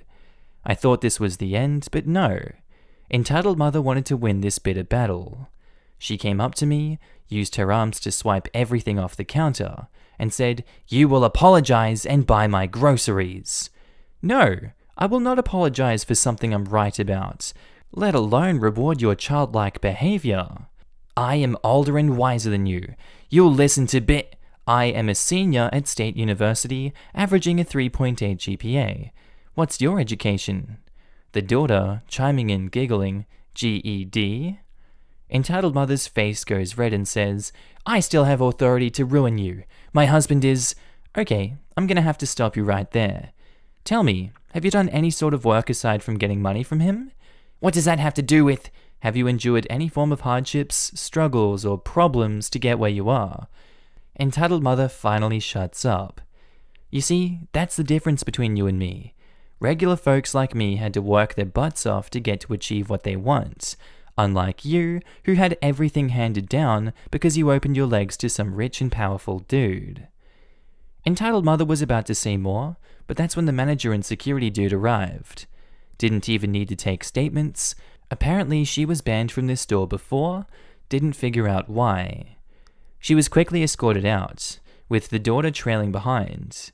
People who were watching the whole thing offered to buy my stuff, but I knew that I wasn't that desperate. I simply went back to grab the items again and paid for it despite the manager insisting it will be on the house. As I exited, the daughter was waiting for me and apologized for her mum's behavior. I apologized for that last remark, sounding like it was directed at her. She didn't find it offensive, but found it hilarious. Posted by user Sassy Cheese Cube, titled, "Karen wants a teenager to teach her swear words in French in front of her 10-year-old. I'm Indian, but I speak a few languages like French, Spanish, and Italian.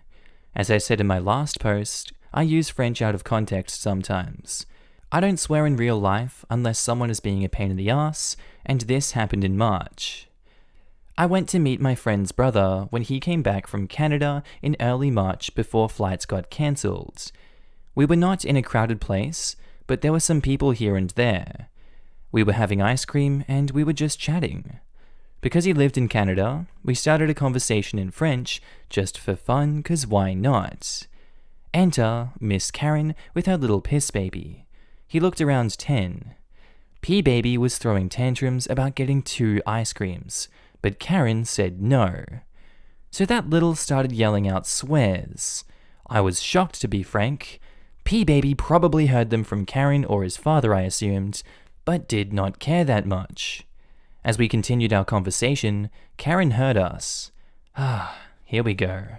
She says, "Is that German?" "No, it's Spanish? No. Then what are you speaking? My friend's brother says, French. Oh, I love France. Then she said, Je m'appelle bonjour. Friend's brother and I looked at each other with a face. Another idiot, eh? We acknowledged her with nods, but did not want to say anything because we knew it would be breaking our head against the wall, and continued our conversation. But she kept on trying to hear what we said, while we just ignored her. A few minutes later, she says, Teach me how to swear? I want ice cream. I don't swear. You do, you're a teenager. Don't lie to me.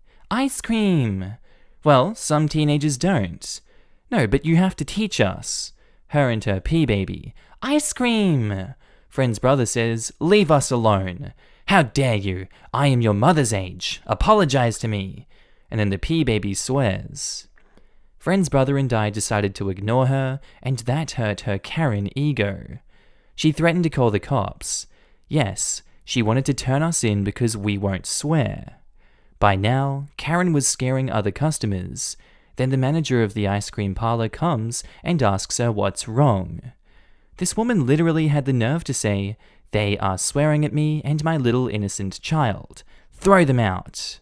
They are bleep bleep bleep bleep bleep bleep bleep bleep bleep bleep bleep bleep bleep bleep. The manager then says, That's it. You're causing a public disturbance. You need to leave. Her and P-Baby were both thrown out, and what was the last thing the P-Baby said, you ask? Ice cream!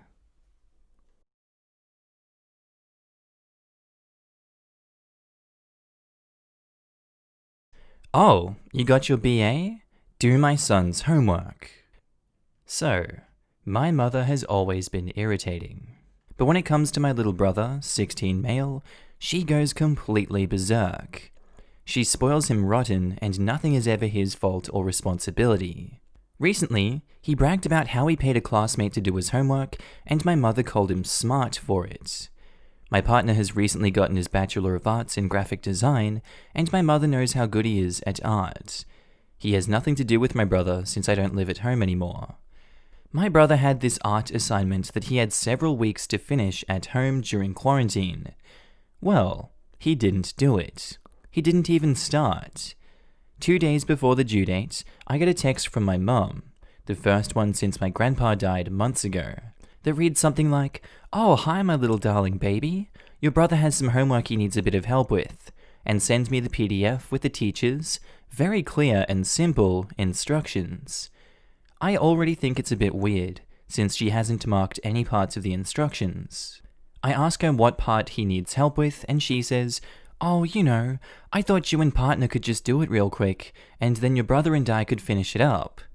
I told her that no, neither I nor my partner would do my brother's homework for him. She was like, So you're just gonna make me finish it all by myself? And I told her that maybe she should consider letting my brother do his own homework. She got very upset, and has been giving me the silent treatment for a week. Honestly, that woman will be the end of me. Edit. I am 22 female, not my mother. I'm sorry for wording it in a slightly confusing way, but please think about it for 30 seconds before making another comment about it. Also, to those of you urging me to call the school and tell the teacher he cheated, I don't know what kind of environment you grew up in, but the last time I told a teacher someone was cheating, I was maybe 8 years old. An adult calling the school and being like, My little brother is totally cheating. I hope there will be consequences, would make me sound like a mini Karen myself. I am not going to waste my time calling the school, doing his homework wrong, or anything else that sounds like the plot from some 80s movie. Also, my mum can be a piece of work sometimes, and my brother is definitely a weird kid, but he's not traumatized, abused, or ruined just because his mum is annoying. Posted by user DoodlebugCutie. Titled, I'm early, so where's my cake? This didn't happen to me, but a co-worker of mine.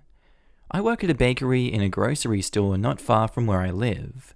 A few weeks ago, about the beginning of June, it was extremely crazy due to an onslaught of cake orders made for graduations and birthdays. Thankfully, I didn't have to work that day, but the co-worker who this story is about told me the story of a woman who came in wanting a mermaid cake for her daughter. First thing I should mention, when we get a cake order, we always write down what time we can expect to see the customer. That way, we can sort the cakes based on how early they need to be prepared. Turns out, this woman comes in an hour before the decorators had her order finished, and rather than just doing other shopping and coming back, she stands right outside the bakery and impatiently waits for the cakes and cupcakes, interrupting every now and then to ask how much longer it's going to be. So, the decorators are just scrambling to finish both orders for her. Once they're finally ready, the woman takes it and decides to balance the large box on the seat for small children at the front of her car, rather than making room for it in the basket. My co-worker warns her about the potential accident this is likely to end in, but the woman shrugs the warning off and basically ignores her. Well, she decides to go through self-checkout, and guess what happens? That's right, the cupcakes fall. She marches back over to the bakery fuming, like they had anything to do with the mess all the way from the other side of the store, and demands that they prepare more cupcakes for her. Grudgingly, they fix what cupcakes they can and remake the ones that were beyond saving, all while she's bickering about there not any help in the self-checkout area. Lady, it's self-frickin' checkout. You help yourself. They eventually were able to get rid of her, but it backed them up on the rest of the orders they had to get done. Thankfully, that was the only memorable entitled parent they had to deal with that day, or at least what my coworker told me. Posted by user SleepyOWilted1203, titled, Entitled Aunt blames and tries to shame me because her daughter lost her diamond earrings. Okay, I must mention that this happened before lockdown. Also, please excuse the formatting, I wrote this on my phone. I went to visit my grandmother, who lives with my uncle and his family. My uncle's wife and I have never had a great relationship, long history of disrespecting and insulting my grandparents. For example, she tried to get them arrested by claiming they physically abused her, when in fact, there was proof that that never happened. Anyway, this was just to give you the idea of what kind of person she is. Back to the visit. So we had a small party with all our distant relatives, and my aunt dressed up my little cousin, who was 6 years old, and put diamond earrings on her. Now, these were really big, uncomfortable earrings for a little girl to wear. Not surprisingly, during the course of the party, she pulled one out and lost it. Since I noticed it was missing, I removed the other earring and went to my aunt to return it and inform her of what just happened. Apparently, this was the wrong move because she blew up on me. She said since I saw that it was missing, it was my responsibility to find it again. She then moved on to say how careless I was for not constantly monitoring her child and how I was ultimately responsible for the missing earring. She also declares to the entire party that I was a careless person and a bad sister for not looking after my cousin. After much argument, entitled aunt confidently approaches my parents, demanding money, and also actually threatened to take my jewelry since it was rightfully hers, as I lost her earrings. Needless to say, the party did not end well. Edit. For those asking about what happened next, my parents and my grandmother got really ticked off. This is just one of many incidents that have happened over the last few years, but her trying to embarrass me in front of everyone and demanding money was obviously not well received by my family. I personally have cut off communication with her. I love my uncle very much, and thankfully still have a good relationship with him and my cousins, despite her efforts to stop it. My parents have also chosen not to communicate with her, at least until she apologizes and acknowledges what she did was wrong. Posted by user SuhaiBB17, titled, Family of douches gets annoyed at me for doing my job. So I work as a cashier at a pizza place, and I've had my fair share of Karens, including one that called the cops. Check my first story here. But today was special. It was busy as hell, and in comes the douche family, complete with a Darren, a Karen, and their offspring, no masks of course. So Karen's already making a fuss that they have to hurry, and the line's taking too long. But I ignore them and continue taking orders. And eventually, it's their turn. Darren starts rambling on about how I'm too slow and that they're in a rush. but I silently just take it up and take their order. Their order rounded up to $27, and when I ask them how they will pay, they say cash. The Karen pulls out her coin pouch and dumps an avalanche of change. So now I'm fuming, because I hate this type of crap, and when the order is $27 fudging dollars, it'll be a pain. She slides the change to me and says that'll cover it, so the cogs in my scheming brain start turning. I decide to be a good cashier and count the change slowly, just to make sure I have the right amount. And then I just accidentally ended up messing up and have to restart. Karen was fuming at this point, but I just told her with my customer service voice, "Sorry ma'am, but I need to make sure that this is the correct amount." I could hear her snickering from the other customers who already paid, and thankfully Douche family was last to order, so I decided to punish them for their entitlement a tad bit more. I then dropped the change and took my time picking them up and handed them their receipt. The douches spent more time ordering than waiting for their pizza. Was I being a dick? Yes. Did they deserve it? Yes. Sorry for the long story, but this just happened, so I remember the details well. Update: my boss texted me and told me the family of douche made a complaint and said I was being rude. Worth it. Posted by user Major Chup. Titled, Entitled Mother Discriminates Against Foreign Language. EM is the middle-aged Karen woman in the story, EK, some crotch goblin, and me, the one and only. Also, M is the lovely female that takes care of me. So me and my mother went to get some things at multiple stores, as we were missing some stuff that we needed. We entered the shop and disinfected our hands with hand sanitizer they had at the door. My mother comes from Spain, so she wants me and my brother to learn and speak Spanish. We've spoken it since birth, and we always speak it among each other. As we were walking, we were talking about all the things we needed to get as she forgot the list at home. Some people looked at us oddly, but they kept shopping like normal, not thinking much of it. Like all people should do. Here is where entitled mother and entitled kid come into play. They are talking about how we look and that we shouldn't be there. People start looking at them with a disgusted face. Entitled mother smiles and keeps walking toward me and my mother. Entitled mother clears her throat. Crickets can be heard. She clears her throat again, even louder. Me and my mum take notice and look at them, then walk toward the aisle with kitchen knives. Entitled mother to a random stranger says, "Look, they're buying a knife. What will they do with it?" The random stranger just looks at entitled mother shocked at the way that she just talked about us. Me and my mum go to the cash desk to pay for the things we had bought. Entitled mother makes another comment on our appearance. My mum, in perfect Dutch, says, "Have a wonderful day, miss." And I, in perfect Dutch, also say the same to everyone else. Entitled mother turns bright red and leaves the store in a huff, mumbling some very racist slurs along the way. Thanks for reading. Posted by user Bronze Butterfly. Titled, Screw Your Feelings, I Have Rights. This story was in the court section of the local newspaper today, and I thought it was relevant, so here we go. A local man was brought up on charges of assaulting his daughter, as well as using threatening words against her. Apparently, the daughter was just walking along, minding her own business, on her way to get lunch, when she encounters her entitled father. He asked her for a hug, and she refused. She got the lunch and was on her way back to work, but the entitled father followed her, blocked her path, slapped her in the face, and threatened to kill her. She escaped and reported him to the police. This idiot of a dad told the court that he did it because she was rude to him.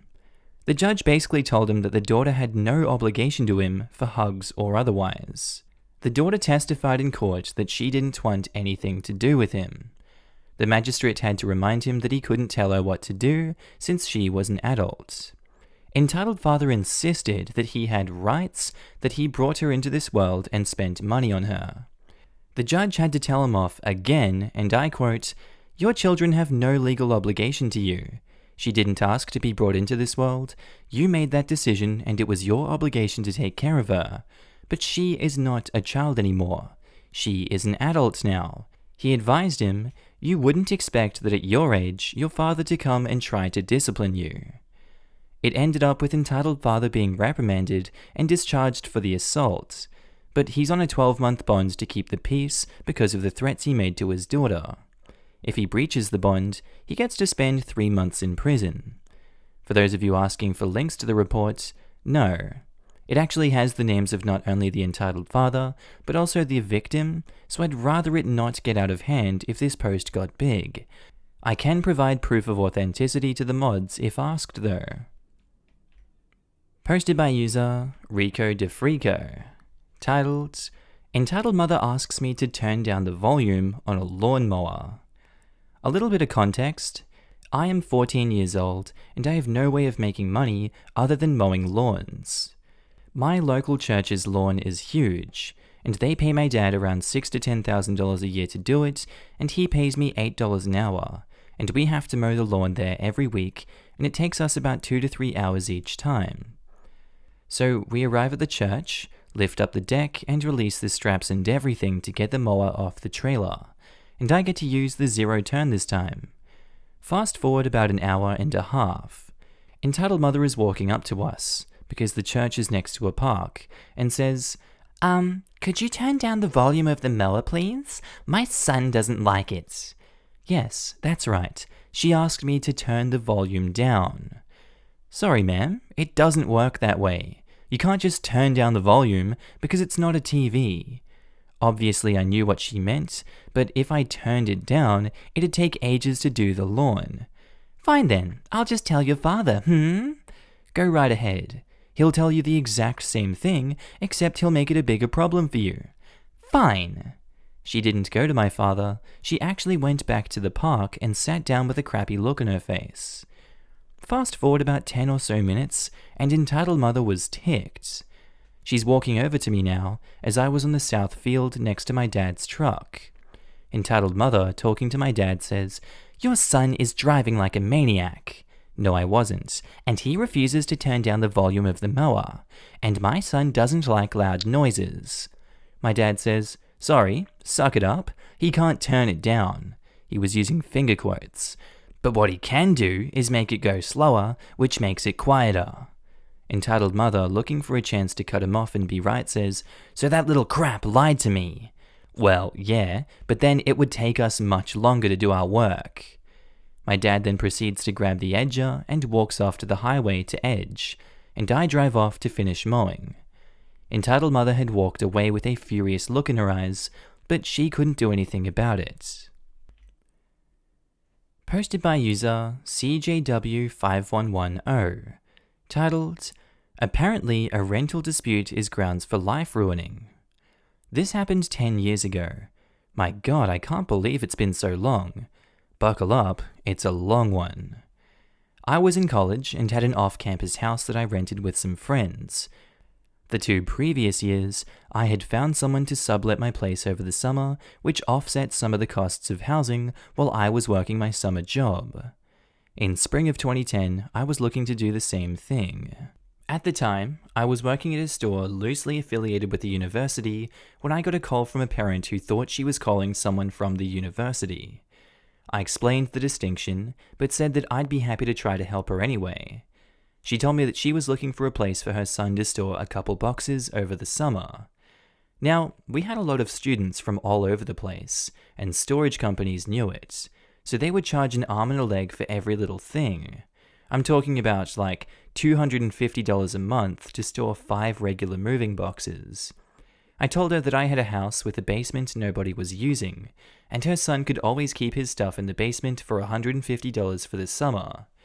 She liked the idea, and as we continued talking, we decided that he would take a look at the place and consider subletting it from me for the summer, for $550 a month instead of the $1,200 a month that the campus housing would charge. He liked it, so I drafted up a sublease agreement, just like I'd done with 3 previous subletters. Got half a month's rent, plus another $250 security deposit, and we had ourselves a deal. I told him, in person and in writing, that since he wanted to move in the day after my lease started on the place, not everything would be perfect. I'd need some time to get everything in, but he'd have, at the very least, a bed, desk, standing AC unit, and fan. It is worth noting that once summer started, I was A, working a terrible traveling salesperson job that had me working 6 a.m. to 8 p.m, and B, prepping to take the LSAT in mid-June. That said, I met him when he moved in and showed him the ropes. I rigged up the AC unit so that the condensation would drain out the window, so he didn't need to worry about it, and I gave him all the information he needed. 2 days later, I get a call from him at 10 a.m, saying that the AC was leaking. Okay, I told him, I'll be there after work. I get to the house at 9 p.m, only to find that he did literally nothing about the problem. The AC was still running and leaking into the room. The carpet was soaked, and a bunch of my furniture was pretty heavily water damaged. I figured out how to get most of the water out of the carpet, turned off the AC units, and told him that I'd come back with a window unit when I had the time to get one. The next day, he tells me that he wants to move out because it's too hot and the room now smells. I'm frustrated that he wants to break his lease because he decided not to do a damn thing to fix the problem that happened, but whatever. I went to the place to talk through next steps, and here was our interaction. I say, I get that you want to leave, but we have a contract. What is your expectation about money? The tenant says, my mum says that since I was only here for a few days, you should refund the $475 I already paid you. Well, that isn't really realistic. You damaged my room and are breaking the lease. I can offer you $100, you can keep your stuff here, just let me know when you want it and I'll let you in to get it. Well, I can't really say if that's okay. My mum wrote that check. I didn't sign the contract with your mum. I signed it with you. Your dad witnessed it. But it's not my money. I don't know if this is okay. Like I said, my contract is with you. It doesn't matter who pays me, the payment is on your behalf. Okay, I'll see what she says. He took my check and gave me back my key. I thought the matter was over. It wasn't. Within an hour, I got multiple calls from both of his parents. One was from his dad, who told me he was an attorney and would sue me for the $375 I stole from them. The other one was from his mum, who told me that she was going to 1. Call the school and have me expelled, 2. Call future employers and have any job offers rescinded, 3. Sue me and make me pay back everything and more, 4. Have me arrested for theft. It sounded crazy, so I had some friends and family listen to the message. Specifically, I had 2 attorneys and a judge listen, and all of them laughed, telling me just to ignore it, so I did. Worth noting, all of this went down the day before I took the LSAT. Not making excuses, but I got a 156 in that exam and basically gave up on the idea of going to law school as a result. I was not thrilled with the situation, but I thought they were just blowing off steam. Oh boy, they were not. 3 days later, I get a call and an email from the Office of the Vice Provost for Student Behavior. I was working, so once I heard this sternly worded message that I needed to call back, I was, terrified. Was I really going to get expelled over this? I call, and I learned that apparently I had presented myself as an agent of the university. I didn't. Told my tenant that my house was sponsored by the university. I didn't, and it wasn't. Stole hundreds of dollars from the family. Nope. And I was stealing the tenant's stuff. I thought I was just being a decent person by letting him store his stuff without charging extra. Whoops. After explaining, the person on the other end clearly recognized that I was representing things accurately. She even told me that I was relatively reasonable for writing that check for $100, as I really didn't have to, given the damage that was done to my room. She also told me what she'd told the tenant's mum. This was a dispute between a landlord and a tenant, and it had literally nothing to do with the university. The tenant apparently wanted to pick his stuff up, so I went back to the house that night and he took it. But it wasn't over. In September, I got another email, this time telling me to appear in person. Again, I got nervous as hell.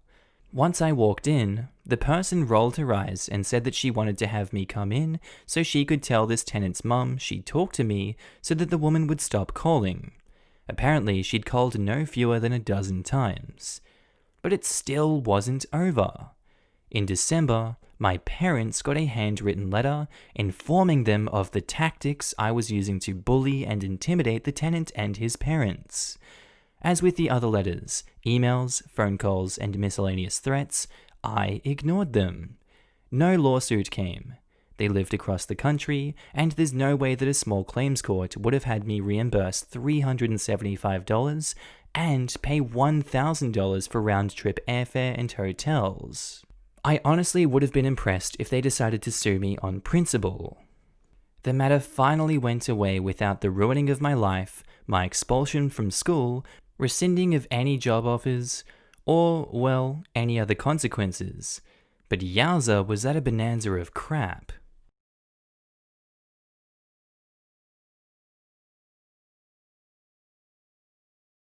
Mother made her 10-year-old daughter cut her hair and threw a tantrum when it wasn't good enough.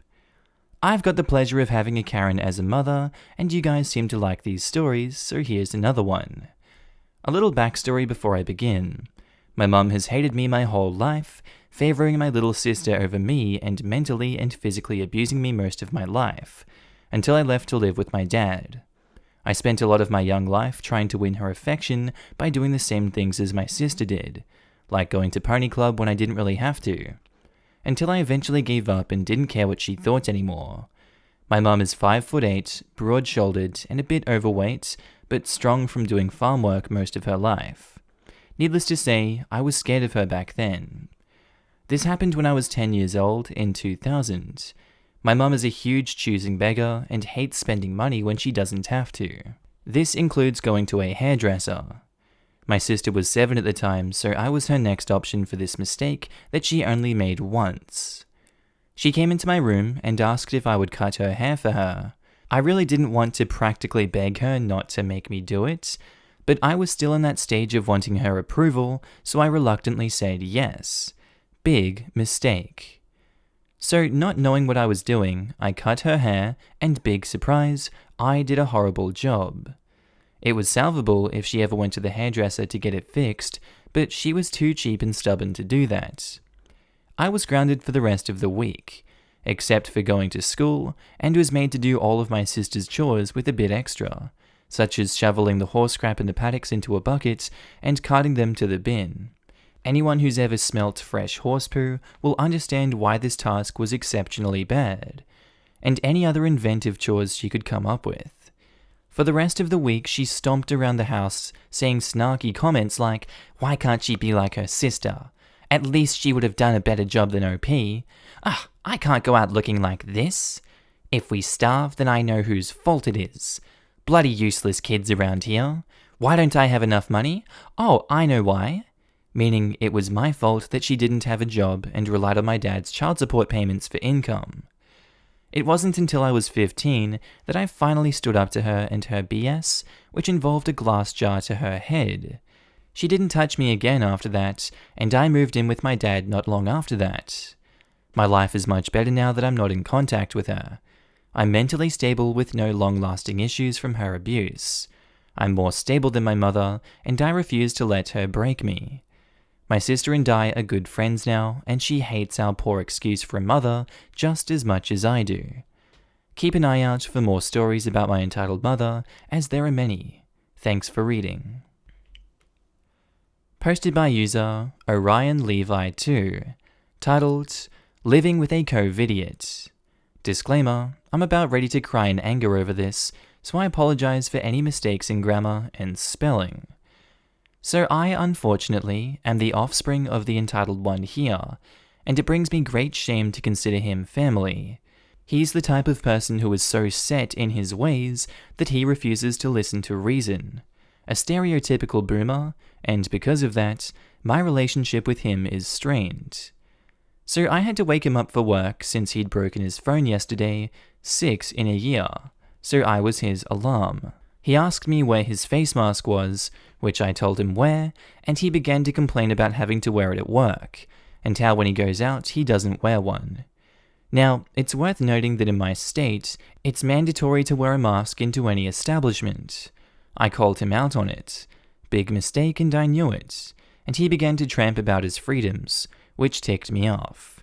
People are dying and being permanently affected by this, yet he refuses to act like it's a big deal. Eventually, things went south, and he brought up how experts are always changing opinions, saying masks aren't 100% effective. Not wrong, but he pretends that it's not helpful. That 99% of people are like him, and he refuses to acknowledge his actions risk the lives of others. Then he tries gaslighting me about how there was a news story about a newborn who died in an ambulance since the hospital was saving beds for these sick patients, and asking me if I thought that was right, implying I wouldn't feel bad for any injustice like that. So I told him about a case where an 8-year-old caught the virus and died after her mum brought her to the park and travelled, and he just kept saying deaths were going to happen. I tried to get it through to this thick, fudging-skulled idiot, but the conversation went nowhere except for circles. I made sure to bring up how childish he was acting, and how he went into active duty/combat for his country, and yet still refused to mildly inconvenience himself to protect other innocent people. He made sure to say that only my generation thinks the way I do, like he usually does, saying that all his generation thinks like him, and it's just frustrating. I'm just so fed up being almost 40 years younger than him, and still being the only adult in my household. He has no consideration for others, and I can't wait to be free from this hell. Posted by user FredZRed, titled, "My entitled mother tried to kill me. This is why I'm no longer in contact with her." I've posted a few stories about things my entitled mother has done, and why I no longer speak to her, and I've had some people say I should give her a second chance. Here's a list of the reasons why that will never happen. It's in sections, so it's easier for you to read. My sister will be referred to as Sis. 1. Played favorites and destroyed my belongings at age 6. I first noticed my mother was playing favorites. My younger sister, who's 3 years younger than me, when I was 6 years old, Christmas of 1996. My sister got all the big presents, and I got a few cheap bracelets and an ornament. My dad bought us rollerblades for Christmas that year, and the next day we were outside trying them out. My sister, 3 at the time, fell over and hit her head and began crying. My mother came out of the house and began screaming at me, assuming I pushed her, which I didn't. She wasn't hearing it though, and sent me to my room. A few minutes later, she came into my room in a rage and smashed all of my belongings, including my Christmas presents. Half an hour later, she came in and said, her words exactly, "Your room's a frickin' pigsty. Clean it up now." When I asked her about it the next day, she claimed to not know what I was talking about. 2. She freaked out when I got my period for the first time. If you've seen the movie Carrie, you will understand what happened. My mother isn't as psychotic as Carrie's mum, and she's not religious, but she went really weird. She started asking if I'd had sex, how heavy it was, if I knew what it meant, but she wouldn't tell me, if I was ashamed of myself, and a lot of other weird questions. And every time I'd ask her to buy me pads, she never would. She would just throw money at me and say she didn't want to know. And there were occasions when I had to ask my friend's mum for pads because my mum had no money or wouldn't spend her child support money on me because I'm not worth it. But if my sister wanted anything, she'd get it for her immediately. 3. Wouldn't call an ambulance when I fell off a horse, but called one when the same thing happened to my sister. I was about 13 when this happened. My mum and my sister were really into riding horses, but I never was. But I was so desperate for my mum's approval that I started going to pony club with them. One day, my horse got spooked by something and bucked me off. He was a really big horse. I almost landed on top of a barbed wire fence and was knocked out for a few minutes. I woke up to my mother screaming at me, saying, "What the bloody frickin' hell do you think you're doing, you stupid..." Ugh. She didn't even help me up. A few months later, the same thing happened to my sister, but this time my mother freaked out and came into the house screaming at me to get off my useless, lazy ass and help my sister while my mum called an ambulance. My sister wasn't hurt. She'd fallen off a small horse into a pile of dirt, but she was milking the attention for everything it was worth. She was taken to the hospital and didn't go to school for the rest of the week. 4. Takes down my door because it made a noise when I closed it. When I was 12, I got the privilege of having a bedroom door.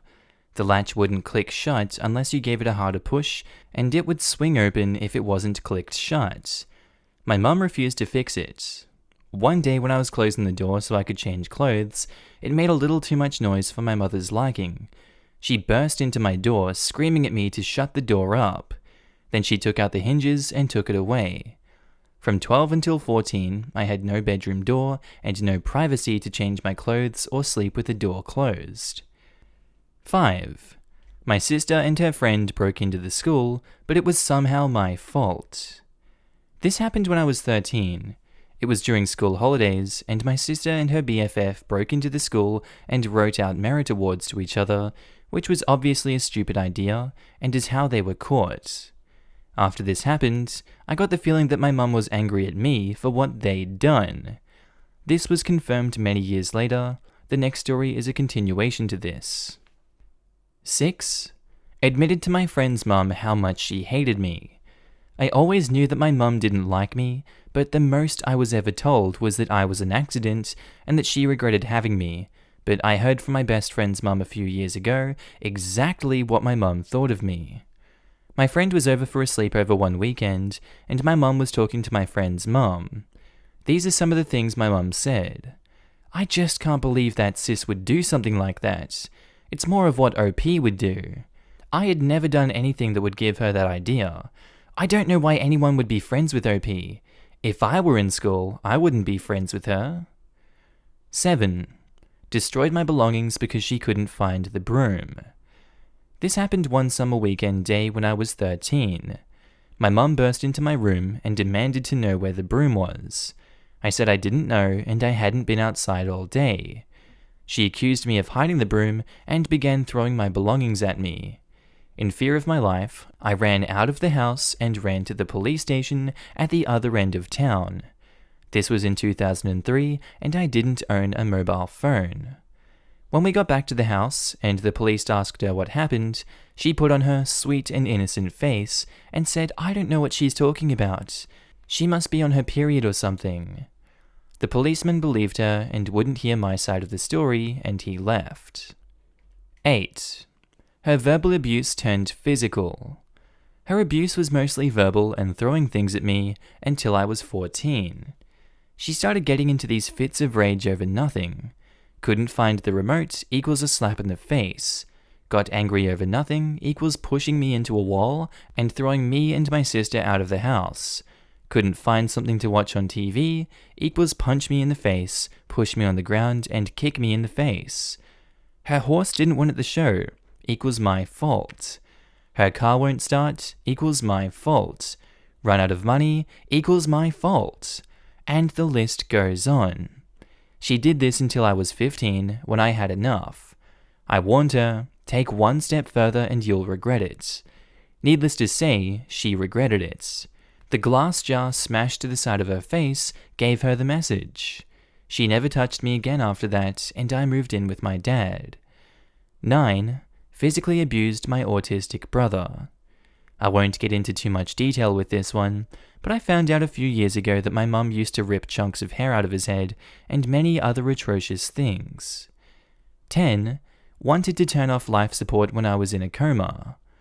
When I was 17, New Year's Eve 2007, I suffered a spinal cord injury and brain injury after falling off a roof. I was placed under an induced coma. My dad was with me the whole time, but it took my mum 3 weeks to come, even though her partner at the time could have paid to get her there sooner. All she knew was that I'd had an accident and was in a coma. She came with things to bury me with. My parents were given the option to turn the life support off. My dad said no, having faith that I'd pull through. But my mum said yes, and threw a tantrum when she didn't get her wish. So instead of burying me with what she brought, they were placed on my bed while I was in a coma. Rehabilitation was hard and traumatic, so I don't like talking about it, so I'll skip ahead to the next thing. 11. Threw a tantrum after my dad told me. While I was in rehab after my injury, my dad let it slip that my mum wanted to turn the life support off on me. Up until this point, I didn't know this. I called my mum and told her I never want to see her again, and that if I'm dead to her, then she's dead to me. And 12. Tried to steal money from her kids after our dad dies. In 2009, my dad and my uncle, his brother, died in a plane crash. I was 19, my sister 16, and my brother 22. My mother was there the next day to offer her support, but nobody wanted them there. My entire family despises her. She started asking questions about the will and his assets, which is information we didn't give her. We didn't know the cause of death for 3 weeks after his death, and lo and behold, she got nothing. The will was written before my parents had even met. The will gave everything to my dad's siblings, and they gave it all to me and my siblings, so long as we promised that our mother got nothing. She's tried a few times in the past few years to get money from us, but we won't talk to her. I haven't spoken to my mother in about 7 years, and I don't ever plan on seeing her again. She's a toxic person, and life is better without her. My brother still talks to her from time to time, but me, my sister, and the rest of the family want nothing to do with her. And me and my sister are really close. She's not entitled, and I hold no resentment towards her. I love her to bits. Thanks for reading. Edit. Thank you all for your supportive comments. I am in a much better place in life now, and have thrown away the resentment towards her. That's not to say I have forgiven her, as I never will, but I know that holding on to anger and hatred will only make me miserable. Through the trauma, I found strength, and although this isn't something I would wish on anyone, I am more resilient because of it. I will not let her break me. Posted by user 3bikes, titled Entitled Parent on the Bus. This happened yesterday, on my phone, so formatting might be a bit rubbish. I had to go for a hospital appointment yesterday, which is about 2 hours on 2 buses. Not currently allowed to drive. Various lovely things wrong with me, such as a heart condition and a damaged leg from being an idiot 25 years ago. Yesterday was the cardiac clinic for the first time since the lockdown. A few stops after mine, Karen got on the bus. She had a pushchair and 3 children. The bus layout is such that I was sitting in a seat on the opposite side of the bay where pushchairs go, when not needed by a wheelchair, and it has 4 seats. So she parks the pushchair and calls her children to come sit down, followed promptly by, "You! Change seats!" Why? You're stopping my kids from sitting down. I don't mind them. I've already had COVID, so they can't infect me. And boom. Karen starts screeching about me being a carrier who shouldn't be on a bus and hitting me with her fake Gucci bag that was easily blocked. The bus driver noticed the action going on and pulled up at the next stop, got out of his cab and put on his face shield to tell her to calm down or get off. Her response to this was to remove her mask, cough at him, and spit on him while continue to try to physically assault me. The driver retreated to his cab to make a phone call while I continued to enjoy Karen at full flow. 4 minutes later, 4:26 p.m., by their log, a police car turned up. A quick assessment got them to offer her the chance to leave, so she coughed and spit on them instead. I've given a statement and am happy for an assault charge to be brought by the law. She managed a small graze to my cheek, so apparently actual bodily harm stands in the UK. TLDR, disabled sat in the disabled seat, not disabled Karen goes berserk. Posted by user AlyssHart101, titled, Entitled Ex-Friend Wants Me to Break Up with My Partner of 5 years to Date Her. So, a bit of background. I've known entitled friend EF, 27 years old, since high school. This was also about 4 years ago. The rest of the cast is me, yours truly, 26 years old, and P, my partner, now spouse, 30 years old. So, entitled friend and I had recently gotten in touch, and we were talking about going to a convention together. We lived in separate states. Partner and entitled friend were mainly in contact doing the planning since it was for my birthday. The only thing I got to plan was the cosplay outfits. It was determined that partner and I would be in the same state for a week, and we'd tour the state for 4 days before going to the convention. Entitled friend understood this, and the plan was to meet up Friday. So the week finally comes, and we're touring the state when I get a text from entitled friend, saying, "Hey me, I was wondering if you guys would come on Thursday, as you could have dinner with my family. Let me talk to partner, and I'll see, since the hotel reservations and events were planned by him." I talked to P, and he said no, just simply because there were no other bookings available at the hotel we booked at the convention, and he had plans for that day. I say, "Hey entitled friend, we can't come any earlier. The hotel is booked up, and plus we have plans. We'll see you on Friday as planned." I didn't get a response from entitled friend, and we left it at that since we were exploring a national park. Friday came around, and we checked into our hotel and proceeded to meet up with entitled friend. The hotel was also where the convention was. Entitled friend says, "Hey me," and she gave me an enthusiastic hug. "Hey entitled friend, this is partner," and I proceed to put my arm around him. "Hey." We proceeded to walk around the convention, looking at vendors, taking pictures, and having a good time. As the convention went on, entitled friend was getting clingy and would try to come between P and I. We would be holding hands, and she would try to walk through them, etc. At first, partner and I brushed it off, thinking she was just playing around. She started to get more aggressive, practically trying to drag me away for some girl time. Then she brought up having me come for dinner at her house. I told her that partner and I would need to discuss it and see when we would be available. We talked and determined that we would be available on Sunday since we had plans at the convention on Saturday night. Entitled friend wasn't happy, but seemed to understand at the time. Sunday came, and we proceeded to check out of the hotel and enjoyed the last little bit of the convention before heading to entitled friend's house. We meet up with her parents, and partner had a good conversation with entitled friend's dad. Entitled friend is being super clingy at this point and is practically trying to have me sit in her lap. Partner sees me a little uncomfortable with this and says, "Hey me, you about ready? We better head out if we want to get home at a decent time." I'm relieved that he noticed and said, "Alright, yes, we need to head out." We tell everyone bye, and entitled friend says we have to wait and runs off to her room to get something for me.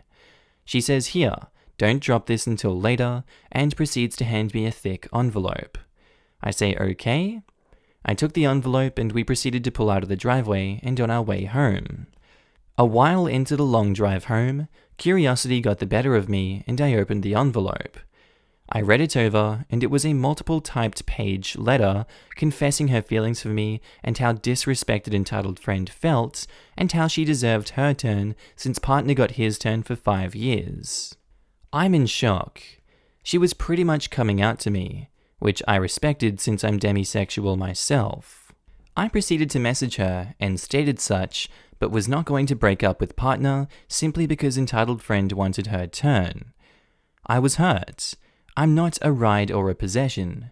Entitled friend proceeded to say how partner was emotionally abusive and that she would treat me better. Partner pulled over when he saw how distressed I was, and after I told him what was said, proceeded to text entitled friend and stated I was not a ride or a toy and was to be respected. She then texted me that if I wasn't willing to leave partner for entitled friend, then she would no longer be my friend. Partner and I proceeded with our drive back home, and we never heard from entitled friend again. Partner and I married a year later. Posted by user sbrooks0709. Titled, Entitled Karen put an entire cancer ward at risk of COVID. This happened at a local hospital at the beginning of the pandemic. Being a top-rated teaching hospital in North Carolina, whose doctors are working closely with the state government to try to control the spread, the hospital immediately initiated a lockdown, especially in the cancer ward. Only one visitor was allowed at a time. Well, one entitled Karen wasn't having that. First, she berated the people at the door, explaining the policy. When that didn't work, she snuck in when another group of people walked in and made her way to the cancer ward. A few minutes later, she walked up to the nurse's desk to ask for a mask because she had a little cough. She was escorted down to the ER and given a COVID test. She was positive.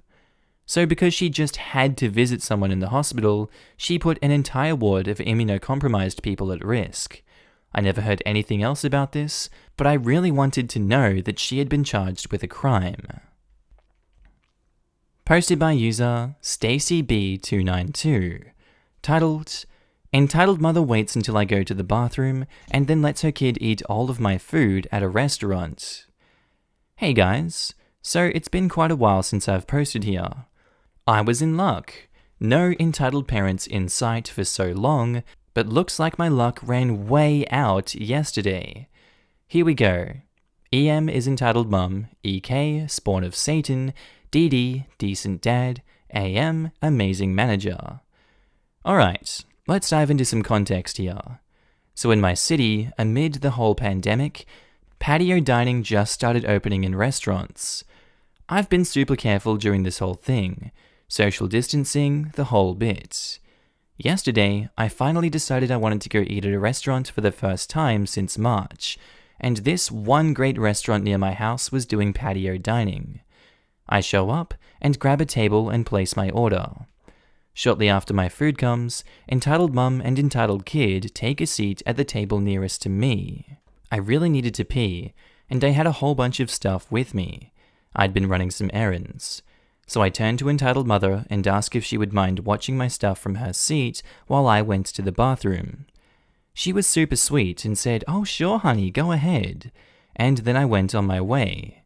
But then, oh lord, when I came back, I didn't even know what the hell I was looking at.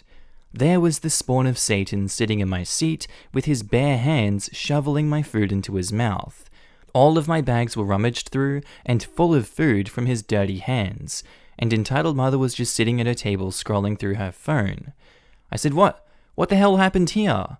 "Oh, hey sweetie, looks like he took a real liking to your food. He just couldn't keep his paws off it, ha ha ha." "Ma'am, we're in the middle of a pandemic and you don't know where I've been, and I don't know where your child's been, yet you thought we could just share food? He's eaten almost all of it, and what about my stuff?" "Excuse me, you mangy tween. I'm 19, by the way. I wasn't going to say anything, but you don't need to be eating all of that food unless you want to get fatter than you already are. I also don't like you implying that baby has something. As for your stuff, he saw some stupid knickknacks he wanted to play with in there. What did you want me to do about it? Quit whining and eat the rest of your food." Oof. I'm in no way overweight right now, but as someone who struggled real hard with eating disorders in the past, I was seeing red. Oh, and those stupid knickknacks she mentioned? 90% of it were birthday presents from my mum, whose birthday is coming up next weekend. Oh, and all the while as we're arguing, entitled kid is still eating. Entitled mother and I start raising our voices when the amazing manager finally comes out. Entitled mother says, "Thank God you're here. This mangy child is trying to take our food and our stuff right over here. I'd like you to call the police." He looked at entitled mother and then back to me and then back at entitled mother and said, "Ma'am, I'm not sure if you're maybe not in the right mindset.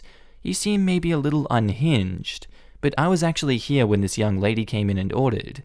I actually brought her food out since we're understaffed. I mean, I surely could have mistaken you two if you weren't a hag, but unfortunately for you, At this point, a man arrives, our decent dad. I don't actually know for sure, but I'm assuming he showed up late to join the entitled mother and entitled kid for lunch after work because he was on a call still.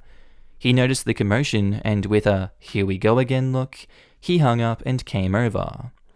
I explained the whole situation to him, and the entitled mother gave her twisted side of the story, and he immediately believed me, which makes me think that she definitely pulled some BS like this before. He says, "Honey, let's just leave, please, come on." Amazing manager says, "Yeah, You guys are definitely leaving, but you still have this young lady's meal to pay for, and whatever reimbursement is needed for these items, you ruined unless you'd like the police to be involved. Entitled mother says, in your dreams? I'm not giving you or this child a penny. Let's go. Grabs the kid and starts leaving, and motions for the decent dad to follow her. Decent dad really silently came up to me and amazing manager and started apologizing profusely, and taking out money from his wallet to give to me. He says, here, please take this.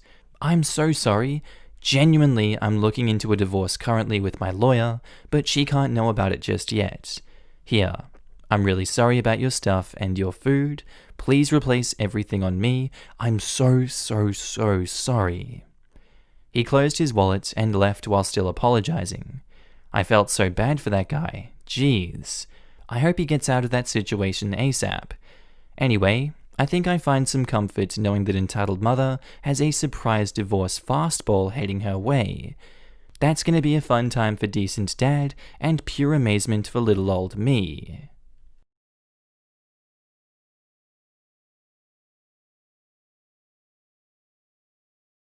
Posted by user Reese's Pie, titled, My sister and I went out for dinner last night and encountered a couple of entitled parents. Like the title said, my younger sister and I decided to go for a late dinner last night in the next town over. It's about 15 minutes drive, and we both decided to get a lift there from my husband and a taxi home, so we could have a drink. Dinner was great. We went for a few cocktails afterwards and finished up around 11. Most places had started to close around that time, and there's only one taxi rank. We joined the queue, which was pretty long already, about 6 people in front of us, and waited. When we were about 3 from the front, my sister decided to run to the cash point and left me in the queue to hold our spot. By this point, the line for cabs was huge. I'd say maybe 30 to 40 people behind us. After about a 25-minute wait, as the person in front of me gets into their cab and drives away, 2 well-dressed and obviously drunk women aged around 40-ish stroll past the queue and stand in front of me. I assume they are either not wanting a cab or don't know the etiquette. I said, "Excuse me, there's a queue here. You'll need to get in line." They both just looked at me, and then one says with a smirk, "Yes, and we're at the front." Both turn their back to me and start chatting to each other. I didn't really know what to say to that, and my sister arrived back. She immediately noticed that they weren't the same people as we'd been behind, and questions me. I tell her, and she says to the women, "Get to the back now."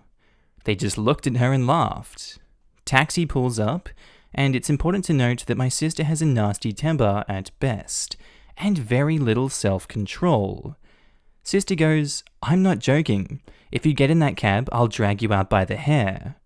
I begin to wonder whether we'll end up going home by cab or in a police van. People behind have now clocked them and are starting to make comments as well. One starts to look uncomfortable and kind of edges away. Mouthy woman steps off the curb to open the taxi door. My sister strode forward and literally hip-checked the woman out of the way of the open door. It was actually really impressive. I jumped into the cab and angry sis dives in behind me. Woman 1 is in the gutter screaming unintelligible nonsense at the now closed car door, and woman 2 is looking around as if she expected someone to come to their aid. The driver asks what that was all about, and we tell him. He looks skeptical. They must see it a lot, so I don't blame him. He opens the window and shouts to the guy who'd been behind us, "Hey mate, who was first? These girls or those two?" Meaning the cheeky Q bitches. The guy tells him it was us, and we drive off. Chat to the driver as we go, and he is suitably irritated by their behavior. There's a one-way system in this town, so to get back on the road you kind of have to double back on yourself. As we drove past the taxi rank a few times, the 2 women were again stood at the front, ignoring the obviously ticked-off people behind. We marvel at the brass neck of the 2, and the driver tuts and mutters to himself. Legendary taxi driver then gets on the radio, describes the women, and says they aren't to be picked up as they're drunk and belligerent. We tipped the driver very generously. Posted by user Nanoa03, titled, Lady comes 35 minutes early and complains about it. Okay, so my grammar isn't the best, blah blah blah, sorry for that. Anyways, this story happened to my mum 2 days ago and I wanted to share it. People in this story: L, the entitled person, my mum, which is my mum of course, and C, my mum's nice customer. So my mum is a nail artist and beautician. She is well known in the village that I live in and people know I'm her daughter. Her workplace is connected with the house. It has 3 rooms, one for nails, one for waxing, eyebrows, etc., and one for the other stuff. Then a checkout area, a bathroom, and a private room. I help my mum by cleaning, so that's how I heard them. I get my pocket money like that.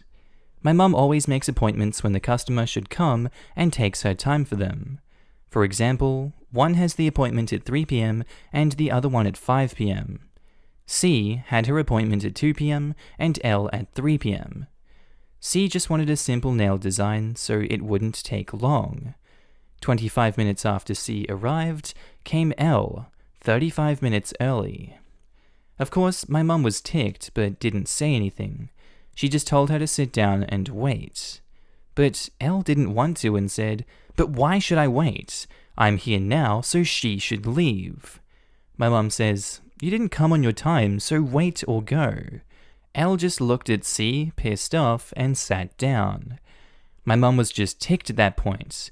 Because of the corona, my mum had strict rules from the health department. If she wouldn't keep them, she would have to close. That would be crap for the whole family. Everybody has to keep to the times of their appointments and must not come earlier. After 20 minutes, my mum was done with C and they went to the checkout area. L says, "Finally, took you long enough." My mum ignored her and let C pay. C says, "Goodbye, see you next time." And my mum says, "Goodbye, C. Okay, now to you, L. Please, next time, just keep to your time." Yeah, I will, but now it's my turn." "I'm sorry, but your appointment is in 10 minutes. I'm taking that time to go to the bathroom and drink something." "No, you can't do that. I have an appointment." "I know, in 10 minutes.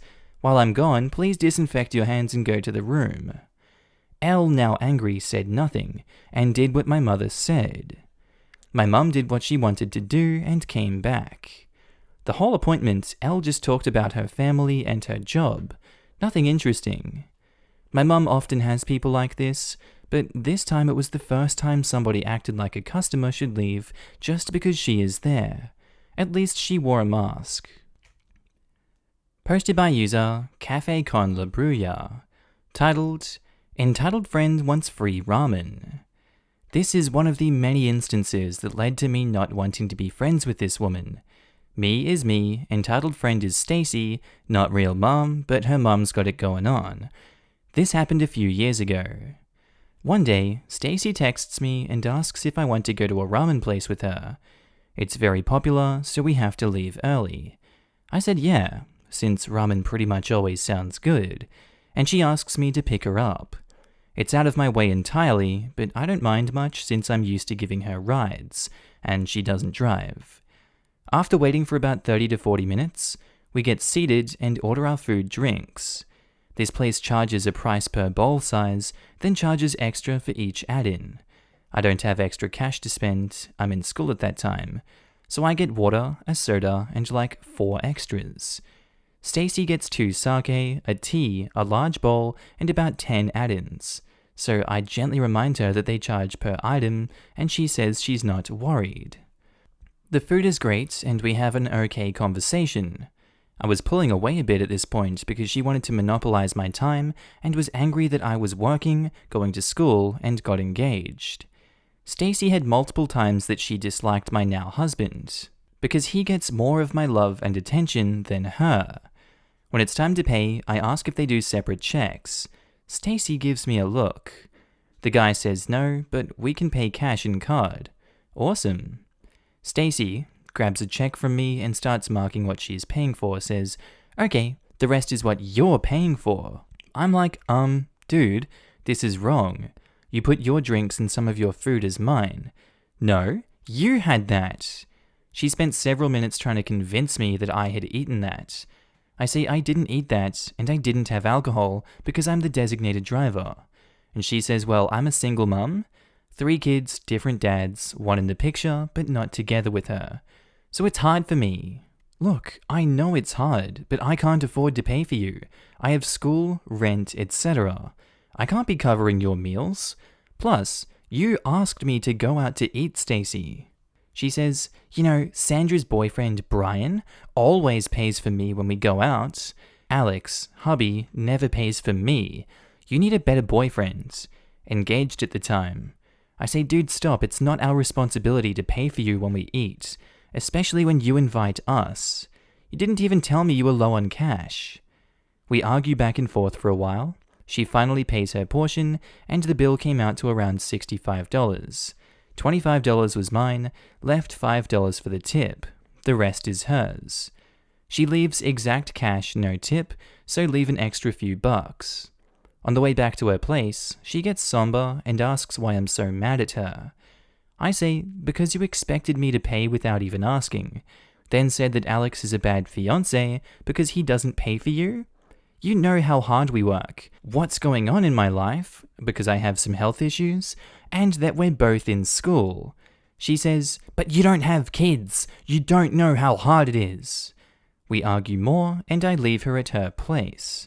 Sorry for the long post and any mistakes I made, on mobile. TLDR, entitled Friend expects meals for free.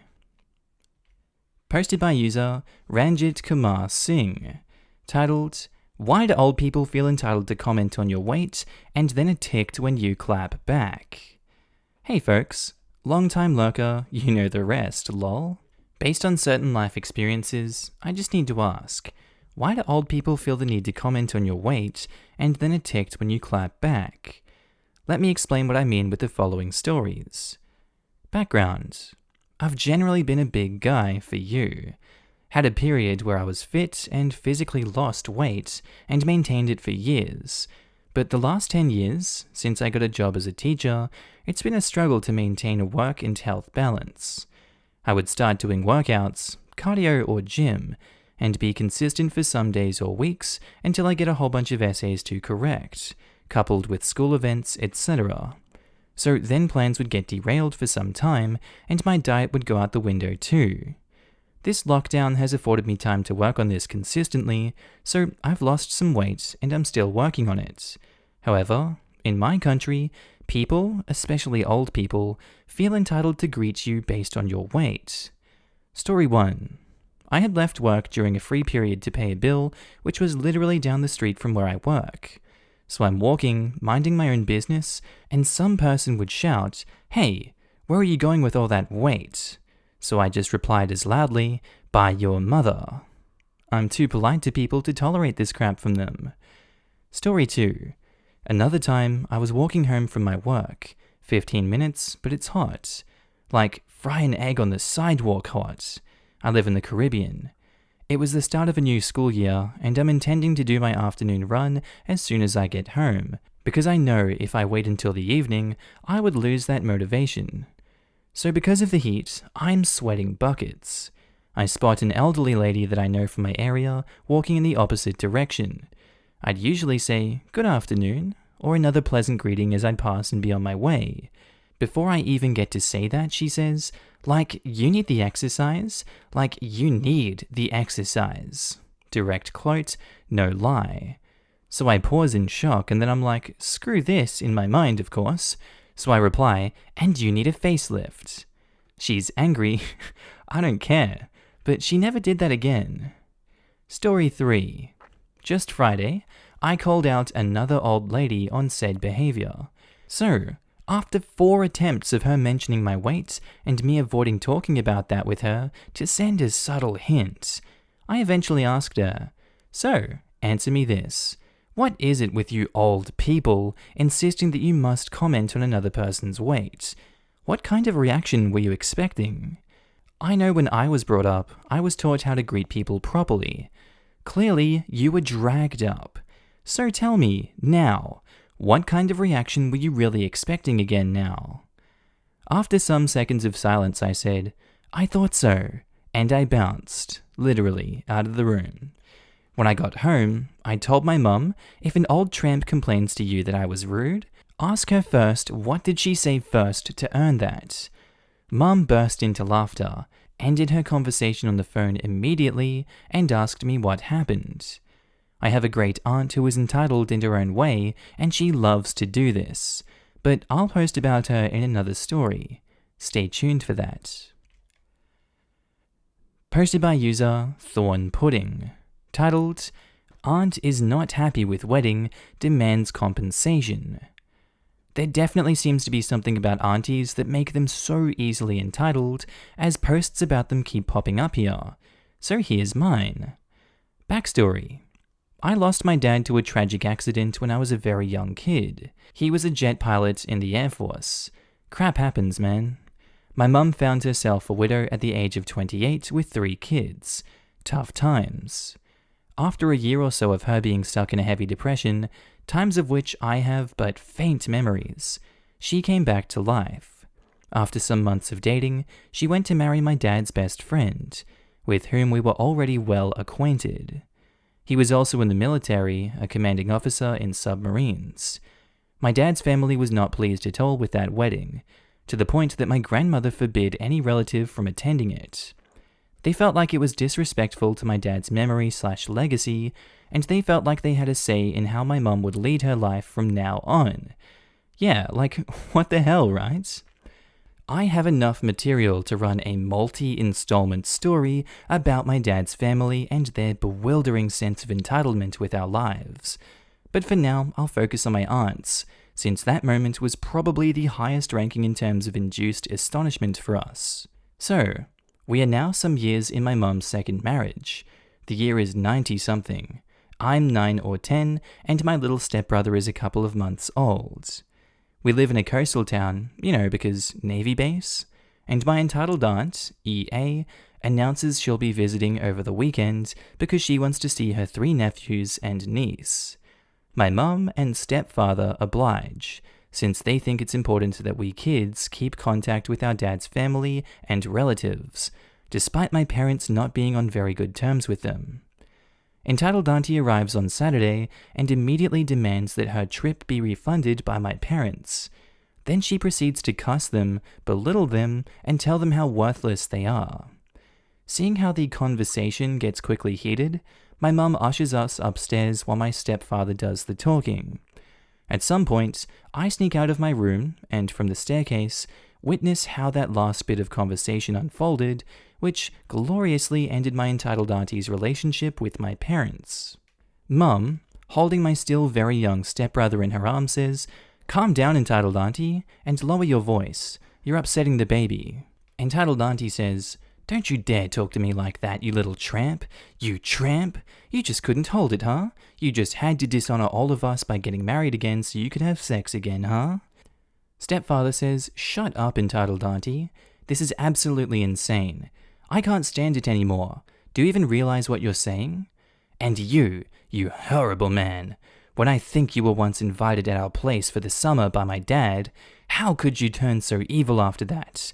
Don't you know my parents? Have you got no respect for them?" Mum says, "Entitled auntie, you're talking absolutely nonsense. Please respect me, my freedom, and our family by leaving our home." Stepfather says, "Now!" "Fine." She lays her eyes on our stereo in the corner of our living room, and adds after a pause all of the sudden, "But I'm taking your stereo with me as a compensation." What the actual? What do you mean a compensation? Stepfather, unable to remain patient any longer, says, "Fine, just take it and get the hell out of my place."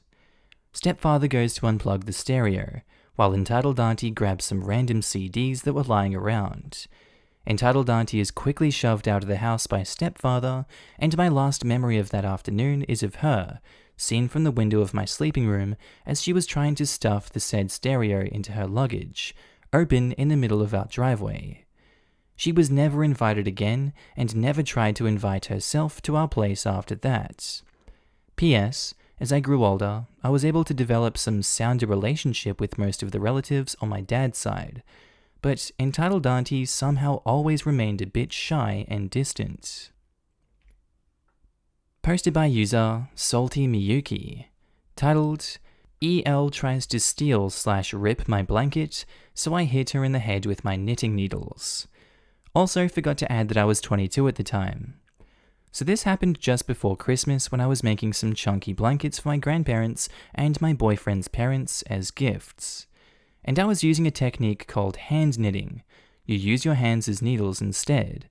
But because I want to make a decent sized blanket, I don't have enough arm to make, so I had to use big knitting needles. But these are like the hollow plastic ones you can get at Michael's, not the wooden ones. So, around the beginning of December, I was just about to finish the first blanket and haven't started the second one. I had to do a lot of trial and error with the first one, so I was crunched for time. So I started to bring the blanket with me when I go out because I want to get it done.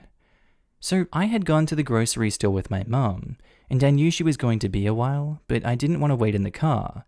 So I went inside with her and sat on the bench at the front and knitted. After about 20 minutes, a few rows that had to be unraveled, a woman comes up to me and started a conversation with me. At this time, I was familiar with entitled people, thanks Reddit, so I was a little wary. This woman looked to be in her 50s and wearing a very fluffy looking winter coat that looks more to show than to actually protect from the cold. By the way, this is Canadian winter. She asked me what I was making and such, etc. Then she asked me if I was selling the blankets and said she wants to buy the one that I was making at that moment. Before I could say no, she started to go grab my blanket. I pulled back and immediately got up and told her no, I wasn't selling, and no, she couldn't have this one, and putting away my blanket. She started to scream at me, accusing me of stealing her blanket, and actually succeeded to grab my blanket and started to pull. Luckily, I was still holding onto the needle that had my current row on it. Let me just say that her pulling on my blanket didn't do as much damage, and it just tightened the loops with the blanket and just stretched it. But I was mad, overwhelmed, and anxious that this woman was trying to take the blanket that I was knitting for my grandparents. So as I was yelling at this woman to let go of my blankets, and during my overwhelming situation, she was starting to get physical by pushing and slapping me, so in retort, I grabbed the free needle and whacked her hard on the side of her head with the bottom of the needle, not the pointy part. And in result, she lets go of the blanket and falls to the ground with a look of bewilderment and shock. And as soon as I did that, security showed up right behind and grabbed the woman off the ground, who was now spewing curses at me and at the security guards to press charges. And I'm there, just standing there in a defensive position with my knitting needles ready to strike. The manager of the store had saw the whole thing and called security and explained everything to me, and asked me if I wanted for them to call the cops and press charges. I blinked a few times. By the way, I have high-functioning autism, so after that ordeal, then to make a quick decision after that, I sort of just broke down, almost like a computer.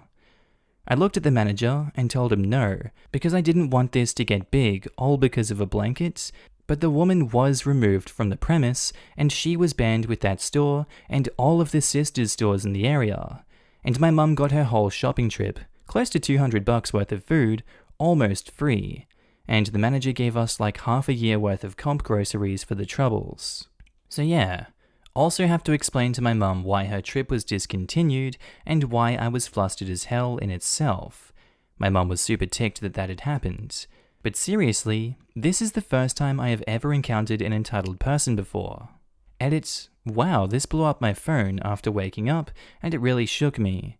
By the way, the woman came back 6 months later while I was working as a cashier at that same store, and that was an interesting encounter to say the least. Posted by user, a username, titled, I don't need to carry my dog at the airport. This is short, but this just happened to me, so I thought I'd share. I'm at the airport with my mum, and we're helping to train the TSA dogs to sniff out contraband. We're sitting in D5, a place in Concourse D where people wait to board their flights, and a woman goes into the bathroom with her little dog. The TSI guy we're with waits outside to tell her that she has to carry the dog or put it in a carrying bag. As soon as she comes out, he tells her so. She says to him, "No, it says I can have my dog on the floor," or something to that effect.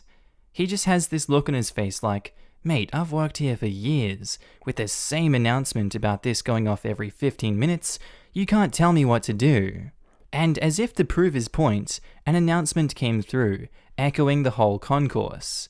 Animals are not allowed on the airport floor. Only service animals are permitted. Emotional support animals must either be carried or in a kennel. And while this went off, the TSA guy was pointing up at the speakers as if to prove his point. Sorry if this doesn't belong here or isn't satisfying, I just thought it was kind of funny.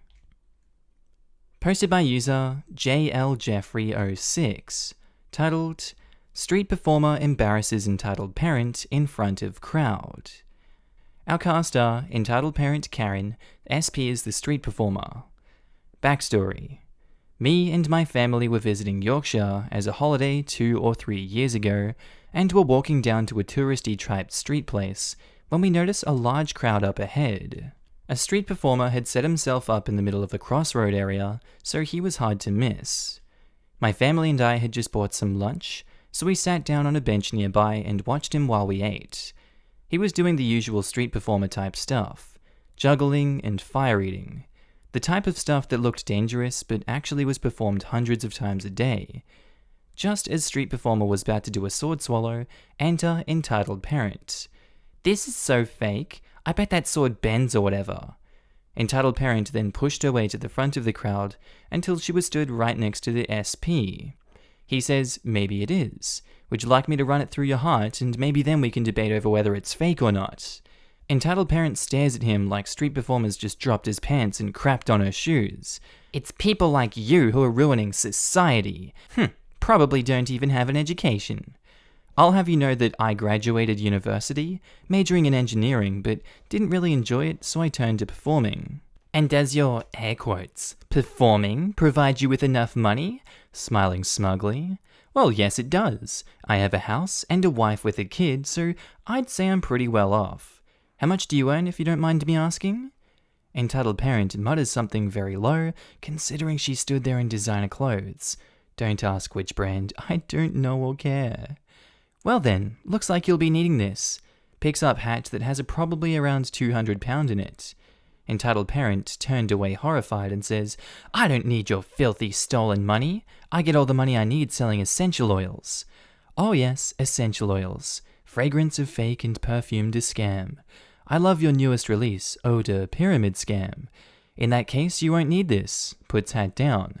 "I will continue to perform here and laugh as you get in a bus and go home to watch TV and drink cheap wine you've bought with your benefits." Entitled parent went red in the face and stormed off. The crowd then all cheered and applauded, and street performer continued his performance. Funny thing was, on the bus back to the campsite, we actually saw entitled parent.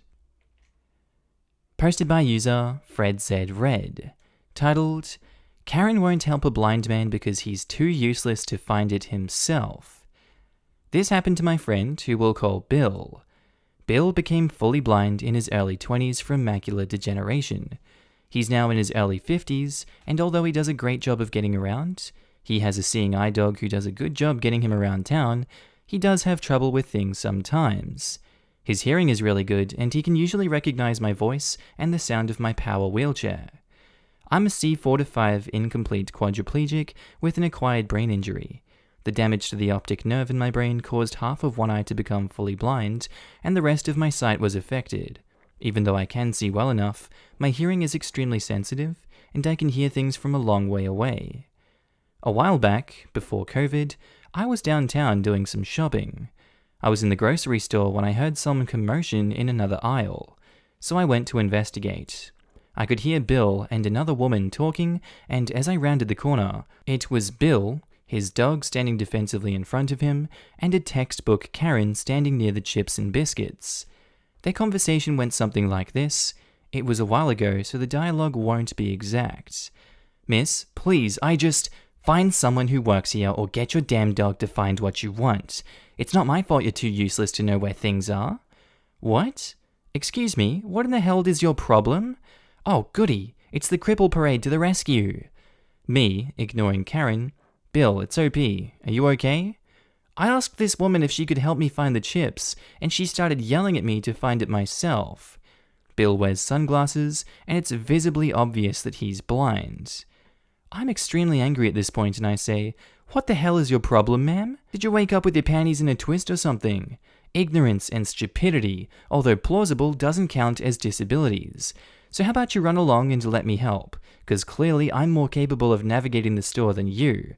How dare you, you little—" "No, ma'am, stop. Walk away now before I make you. My chair goes much faster than you. You want to test me? You... And she walked away, not wanting to know if I was bluffing. I wasn't. I helped Bill find everything else he needed, and we didn't see Karen again after that. It takes a lot to make me angry, and rude people are at the top of the list of things that get my goat. It takes a few seconds to help someone, so I don't get why she blew up at him about it. I know it's not Karen's job to help him, but there are better ways to avoid helping someone than yelling and insulting them. Alright, and I think that's where we're going to leave today's episode, guys. I really do hope you enjoyed the content today. If you guys loved watching it as much as I loved making it, I would love for you to subscribe to the channel already if you haven't. Tell me what you thought of it down in the comments below, maybe like the video, who knows. I'd also like to take this time to thank my awesome Patreon and channel members. Without you guys, I don't know what I'd do. I'd probably be homeless on the streets of Ireland, crying, Irish dancing all over town. It would just be a mess. But no, for real, you guys are up on the screen now. Thank each and every one of you guys. And if you personally want to join the club yourself, there are links down in the description below. There's also the join button next to the subscribe button.